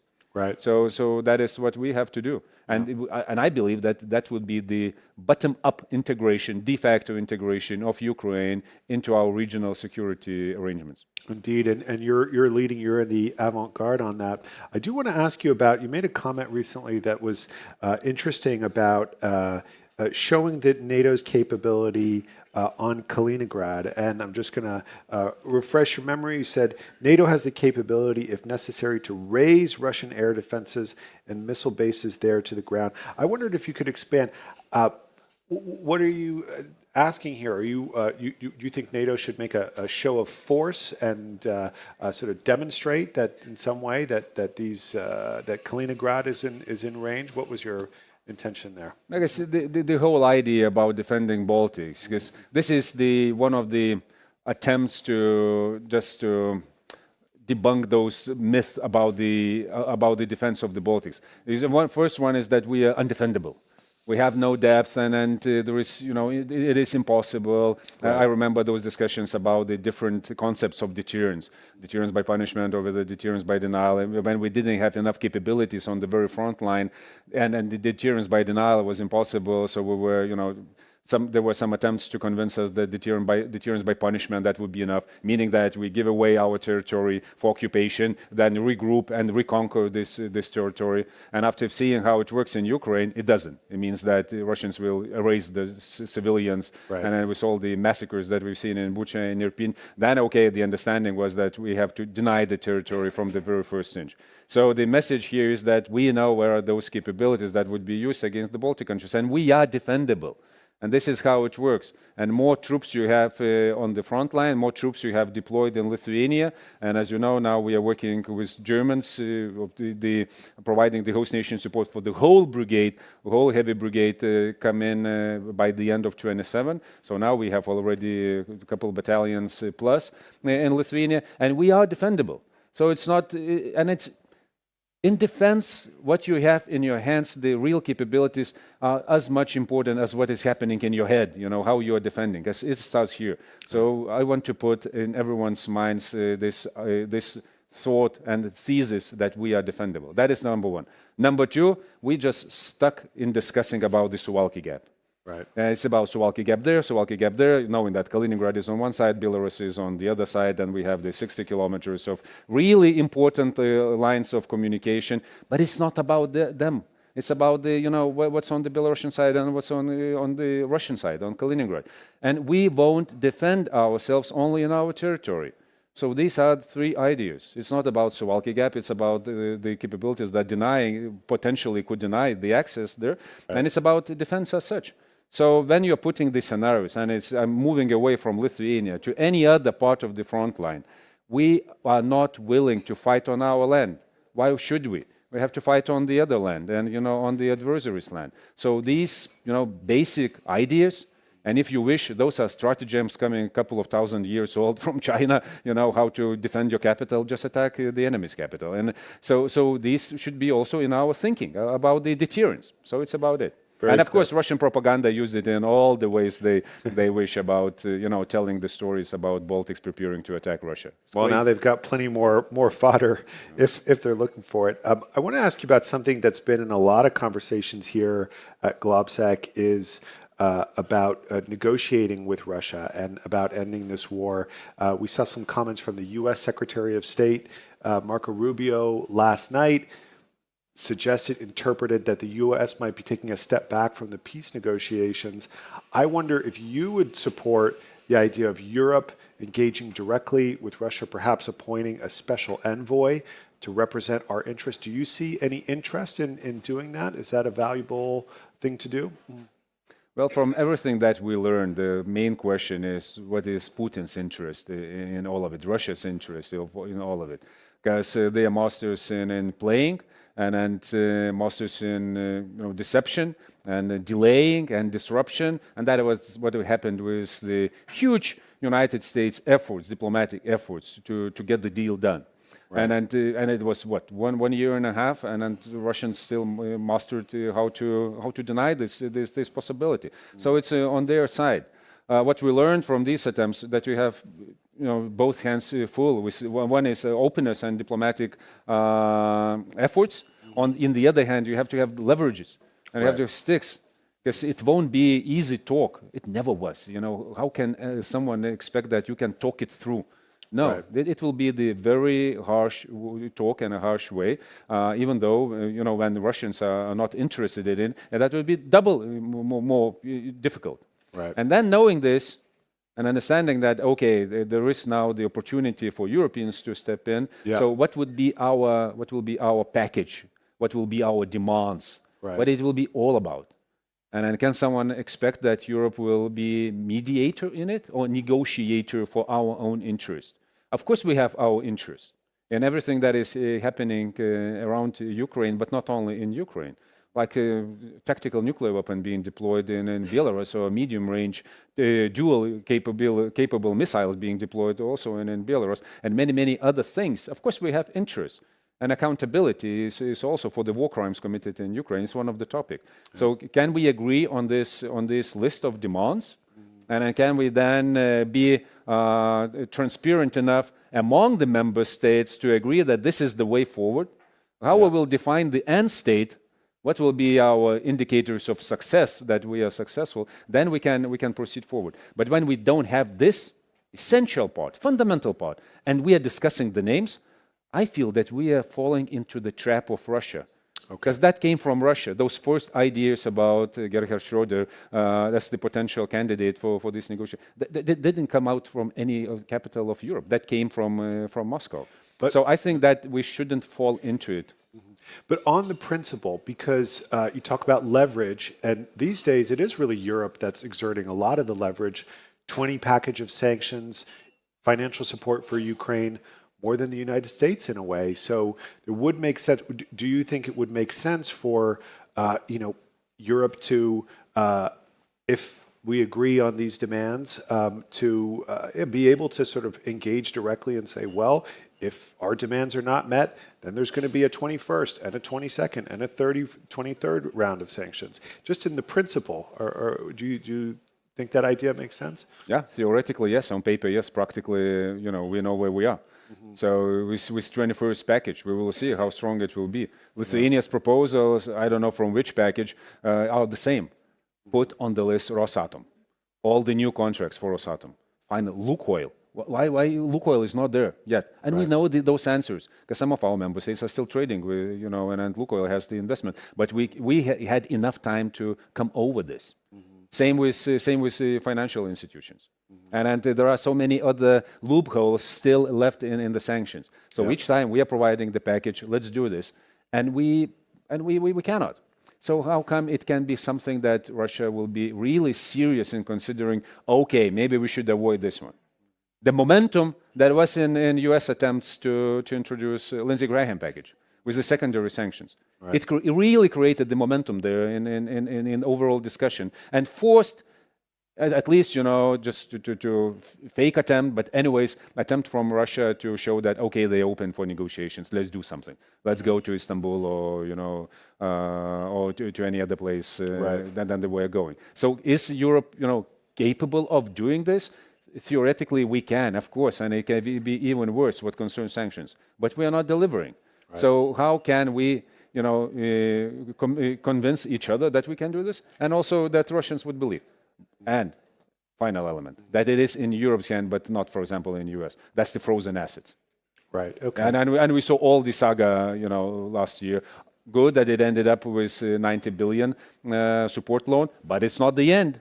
We will have to continue working on it because this is the real source of support to Ukraine, or this is the real leverage to force Russia to negotiate. So you would want the seizing of the frozen assets back on the table, a new discussion around that. Yes. Yeah.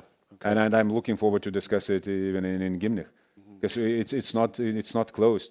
Even though it was, you can say it was postponed because we found this solution for 90 billion, but it's not enough. Who believes that there will be no need for money for the upcoming years after these 2 years? Even though for the current year, we still lack the resources for the security and defense need of Ukraine. That's why we have to agree how we will share this burden or these investments to Ukraine before Ankara summit. This is really important. It cannot be done and organized only on part of the European countries. Yeah, and you mentioned, agreement among the Europeans on the red lines, on sanctions. We see there's new leadership in Hungary, different. But I mean, do you think there are still European countries that are rowing against the tide and effectively, in some ways, shielding Russia from Europe's sort of full leverage? You don't have to name them, but what do you see in, when you get together with European ministers?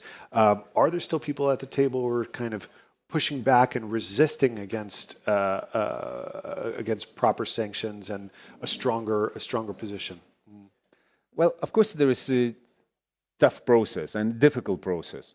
And through all the steps and phases, be it the legal scrutiny, be it the political discussion, and of course there are national interests also involved in the sanctions. I understand all of it, and I never call the countries that are opposing certain entities being sanctioned as being pro-Russian because of that or being bad in their behavior. It's not about that. I understand that there is the price for it, but where we are sometimes on different understanding is about the strategic assessment where we are and what comes after and what does it mean to have another year of war against Ukraine and what could be the price of decreasing this time and whether we are ready to invest to Ukraine and for how long. I think that we lack this fundamental discussion. If we agree that is absolutely important, this is something that would would that would build our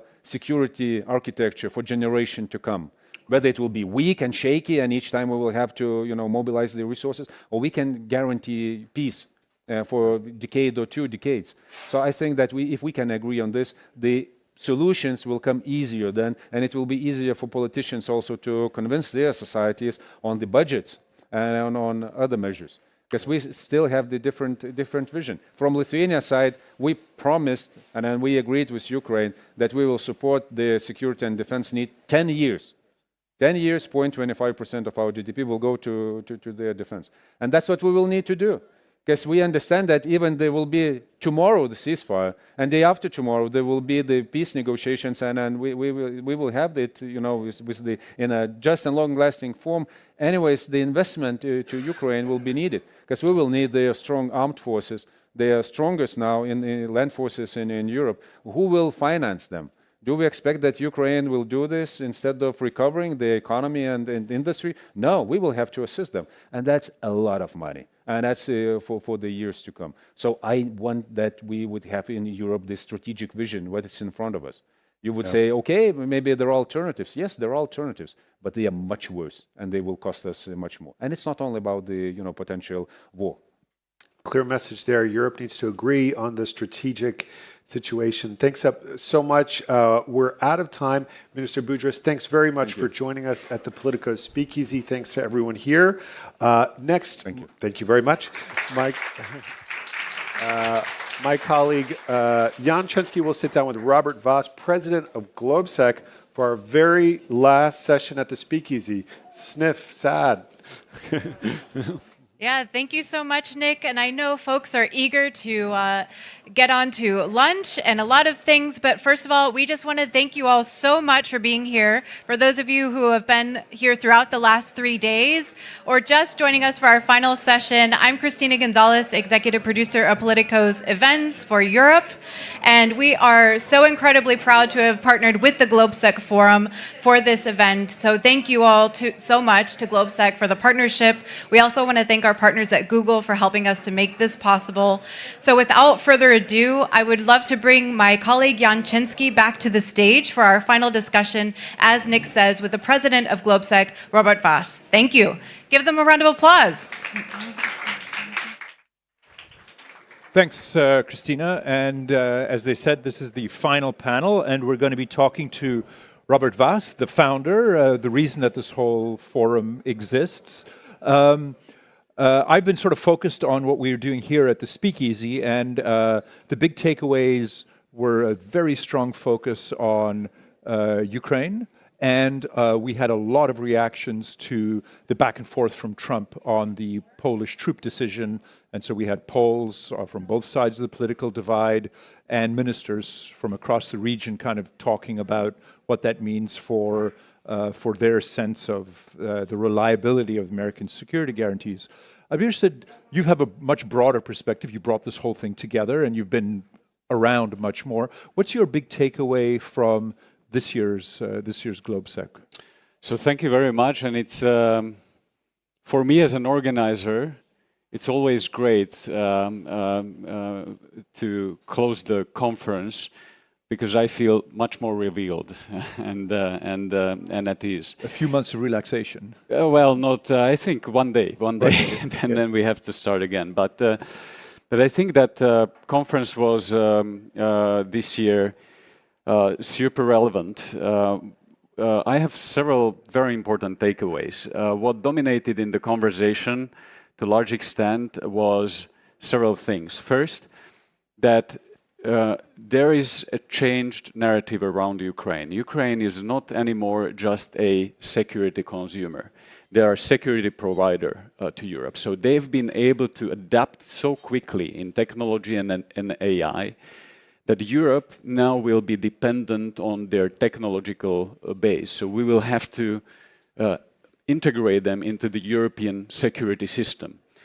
Because if we don't, we will not be strong enough. So they completely changed the balance, and now we need them sometimes more than they need. We heard that here, with American generals saying that biggest, toughest, best equipped military in Europe, and that there's lessons to be learned from what the Ukrainians are doing in warfighting, industrial production, a whole host of other. Especially in industrial production, they've been able to really create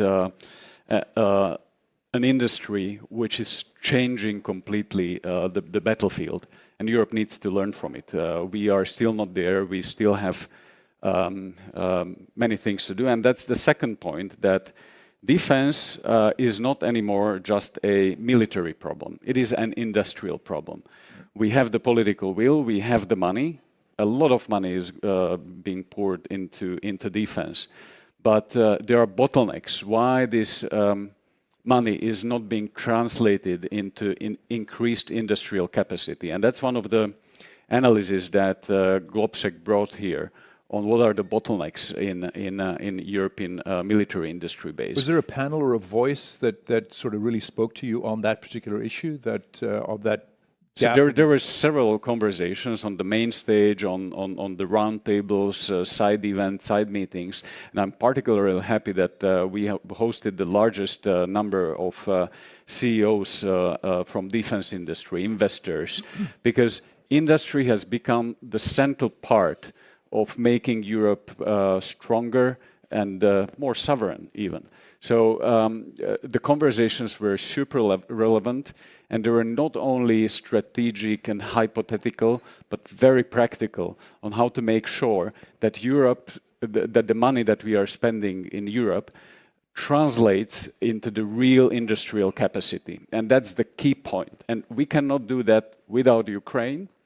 Also, another point in this sense was that there is an opening now for Europe to move the negotiations with Russia, because Russia is feeling that it's not gaining. Actually, they are losing more people right now than they are able to recruit. Ukraine has been able to do it thanks to the drone.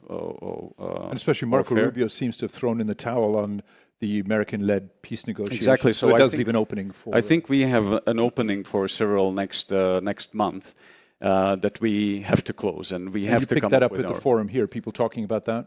Absolutely, it was picked up on several stages. We had a very good conversation in the morning behind closed doors with several ministers who just came from the NATO ministerial meeting yesterday.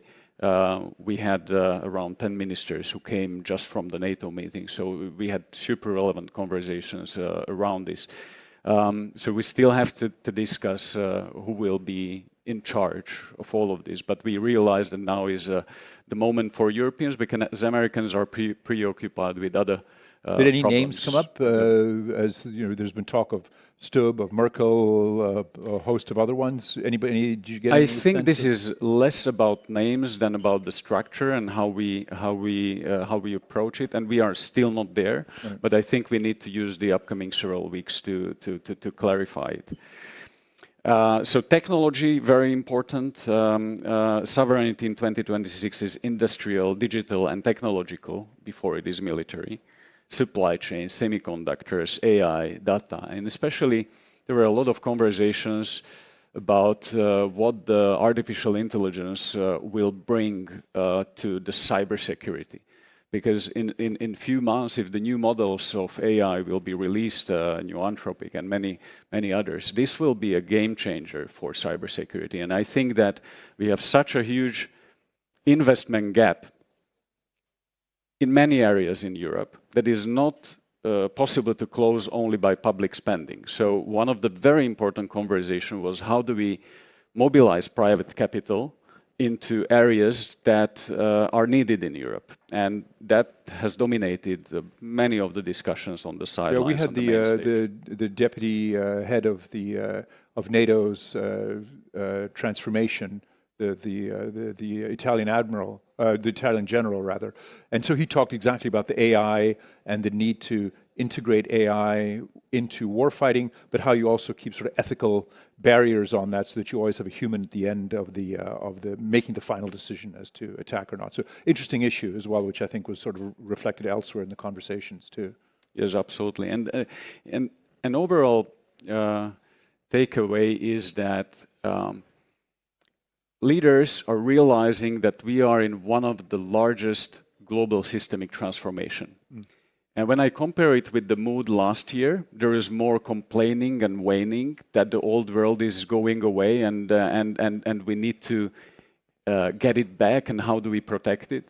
I think that the atmosphere today was more pragmatic and focusing, okay, so we take the world as it is, and we know it's changing, but we have a role to play. So there are a lot of opportunities in positioning Europe globally and internally. And I think that the mood has shifted in a way that we have the sense of urgency that we need to act quickly, we need to invest quickly, we don't have time, but also that we are in the driving seat. Basically, we can influence the things. We should not just wait what comes from Washington elsewhere. Right.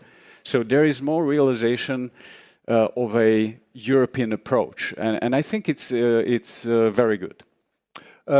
You'd mentioned when we spoke earlier that there were a lot of other areas that were taking place here at the forum as well. The Iran war, Africa, Middle East. So what were some of those other areas that really kind of I'm really glad that we hosted so many foreign ministers, probably the largest group of foreign ministers ever at GLOBSEC. We had around more than 50 delegations worldwide on the level of foreign ministers, almost 20, including countries like Ghana, Uruguay, Kenya, but also United Arab Emirates. Yesterday we hosted a very interesting dinner with Sheikh Abdullah and with European foreign ministers about the discussion of the Hormuz Strait and what's going on in Middle East and what kind of impacts it has. And these discussions about the Middle East and how it impacts Europe, how it impacts global security, global energy supply chains has been very important. And I think there is a realization that these conflicts are interconnected. I think what Ukraine has done very well is that when they've seen the crisis in the Middle East, that the foreign minister and the President Zelensky traveled to Middle East and signed several deals to help Middle Eastern countries. I think that was a game changer also for Ukraine, and it was taken very well. What I'm afraid is that the situation in the Strait of Hormuz is very complicated, and it will be not solved so quickly. And even that we might prepare for another military campaign. There is a strong possibility of that.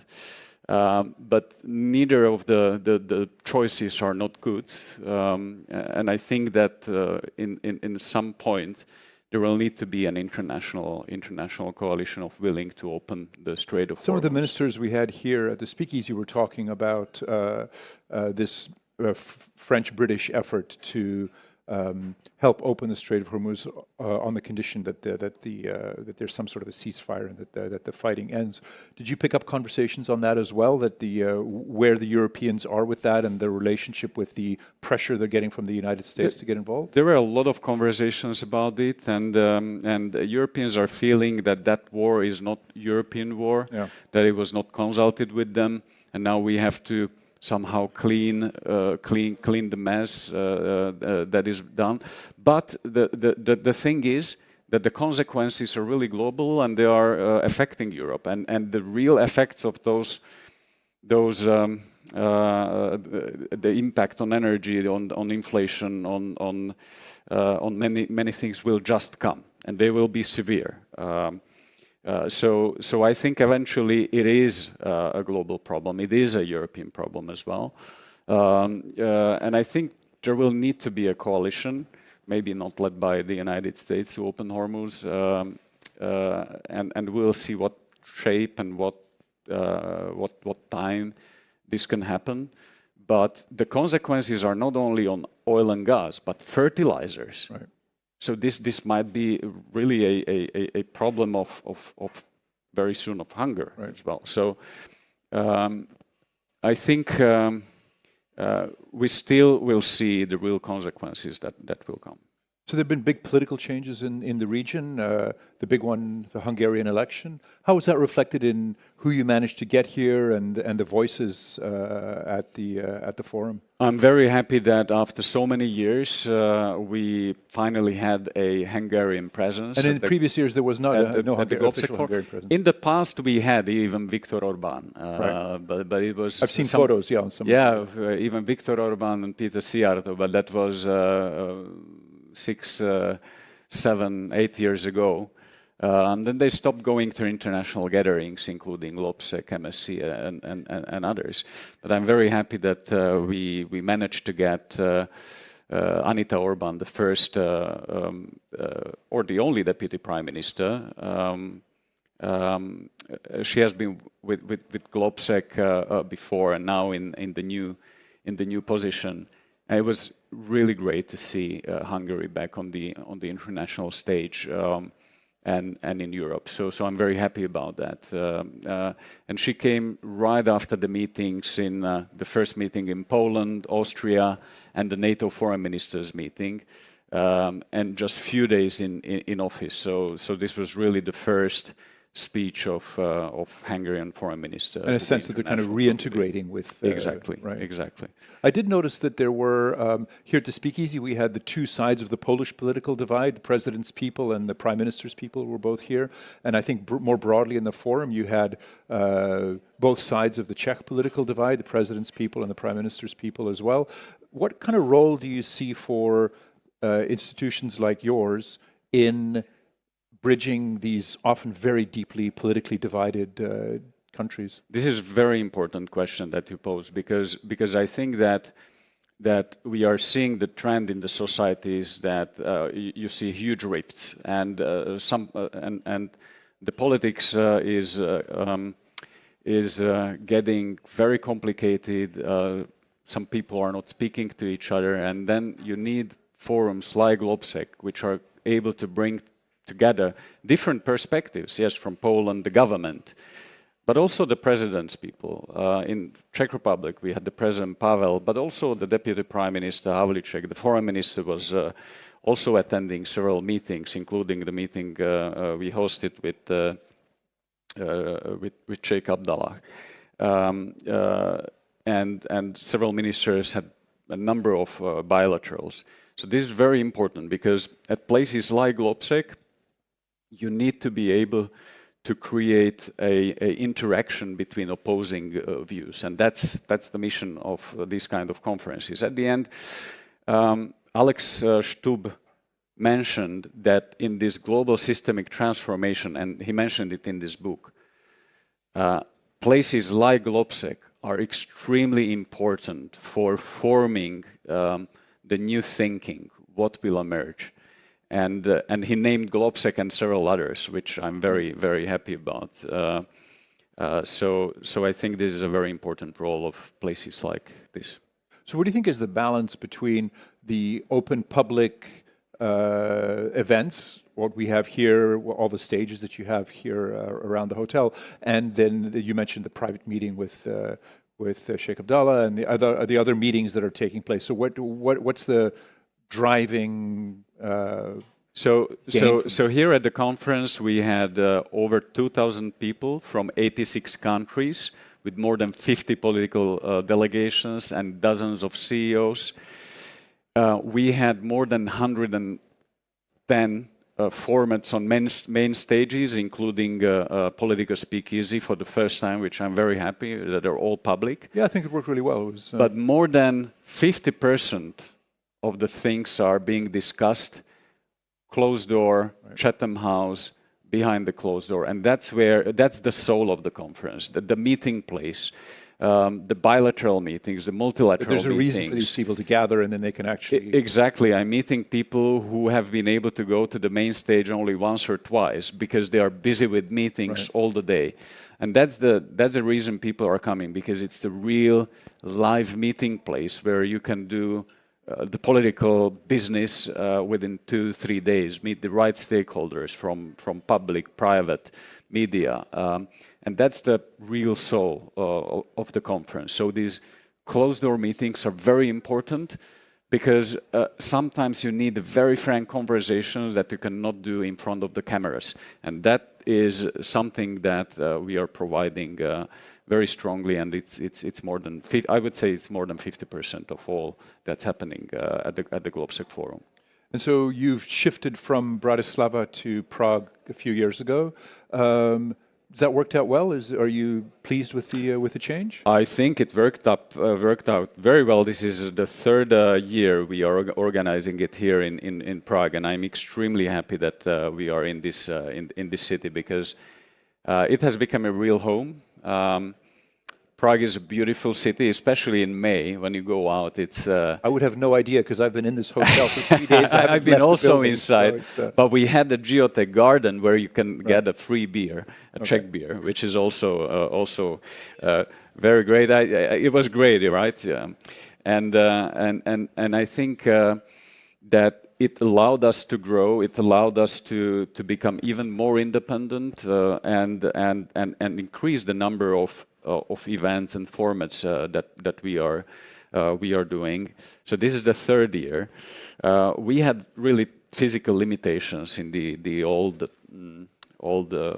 venues that we were, and if we wanted to grow, if we wanted to make sure that Central Europe has the largest gathering for geopolitics and security, then I think Prague is the right place. And we have here excellent cooperation with the business community, with the political community, with the government, with the President Pavel, who has offered his full political support. So we are happy about that. And what's the, as you take a one-day break and then you jump into organizing next year's, what do you think is going to be the sort of the top theme as you organize next year's forum? What's the top theme for next year? Yeah. It's difficult to say, and I have to it's tell such you, a turbulent time. It's really hard to because tell. people are asking many times, when are we preparing the program for next year? Of course, we start to prepare next year, but the latest program of this year's conference is the 2 days program. Okay. Because it has been changing so many times that it's impossible to say, and the international dynamics is so huge that if we say a theme today, it can change in 2 months, because some kind of war can come into the place or into the reality. So we need to be able to adapt. So adaptability is very important, and be up to date. And if you want to be up to date, then you are setting the themes at the end, but you are making sure that you have the right stakeholders to discuss the most important. Yeah, we saw that this year with Trump's decision a couple of days ago. Exactly. Big theme here. Robert, thank you very much for agreeing to take part in the conversation. And thanks very much for agreeing to have Politico play a role here. Thank you very much for the partnership. This is the first time, and I think first time that you are doing Politico Speakeasy at the conference. Yeah. And I'm very happy that you started here at the GLOBSEC forum. This is a great format. People have been chilling and coming here, and I'm very happy. Is what Politico is all about. Yeah. And I'm happy that we'll be continuing in other formats. Super. So thank you very much, and thank you for coming. I'd like to thank everybody who's with us in the room and online. And this is the end of our 3-day Politico Speakeasy at GLOBSEC. Very grateful to all the engagement throughout the event. And we hope to see you again next year and have a safe trip back to wherever you come from. Thank you. Thank you. Thanks very much.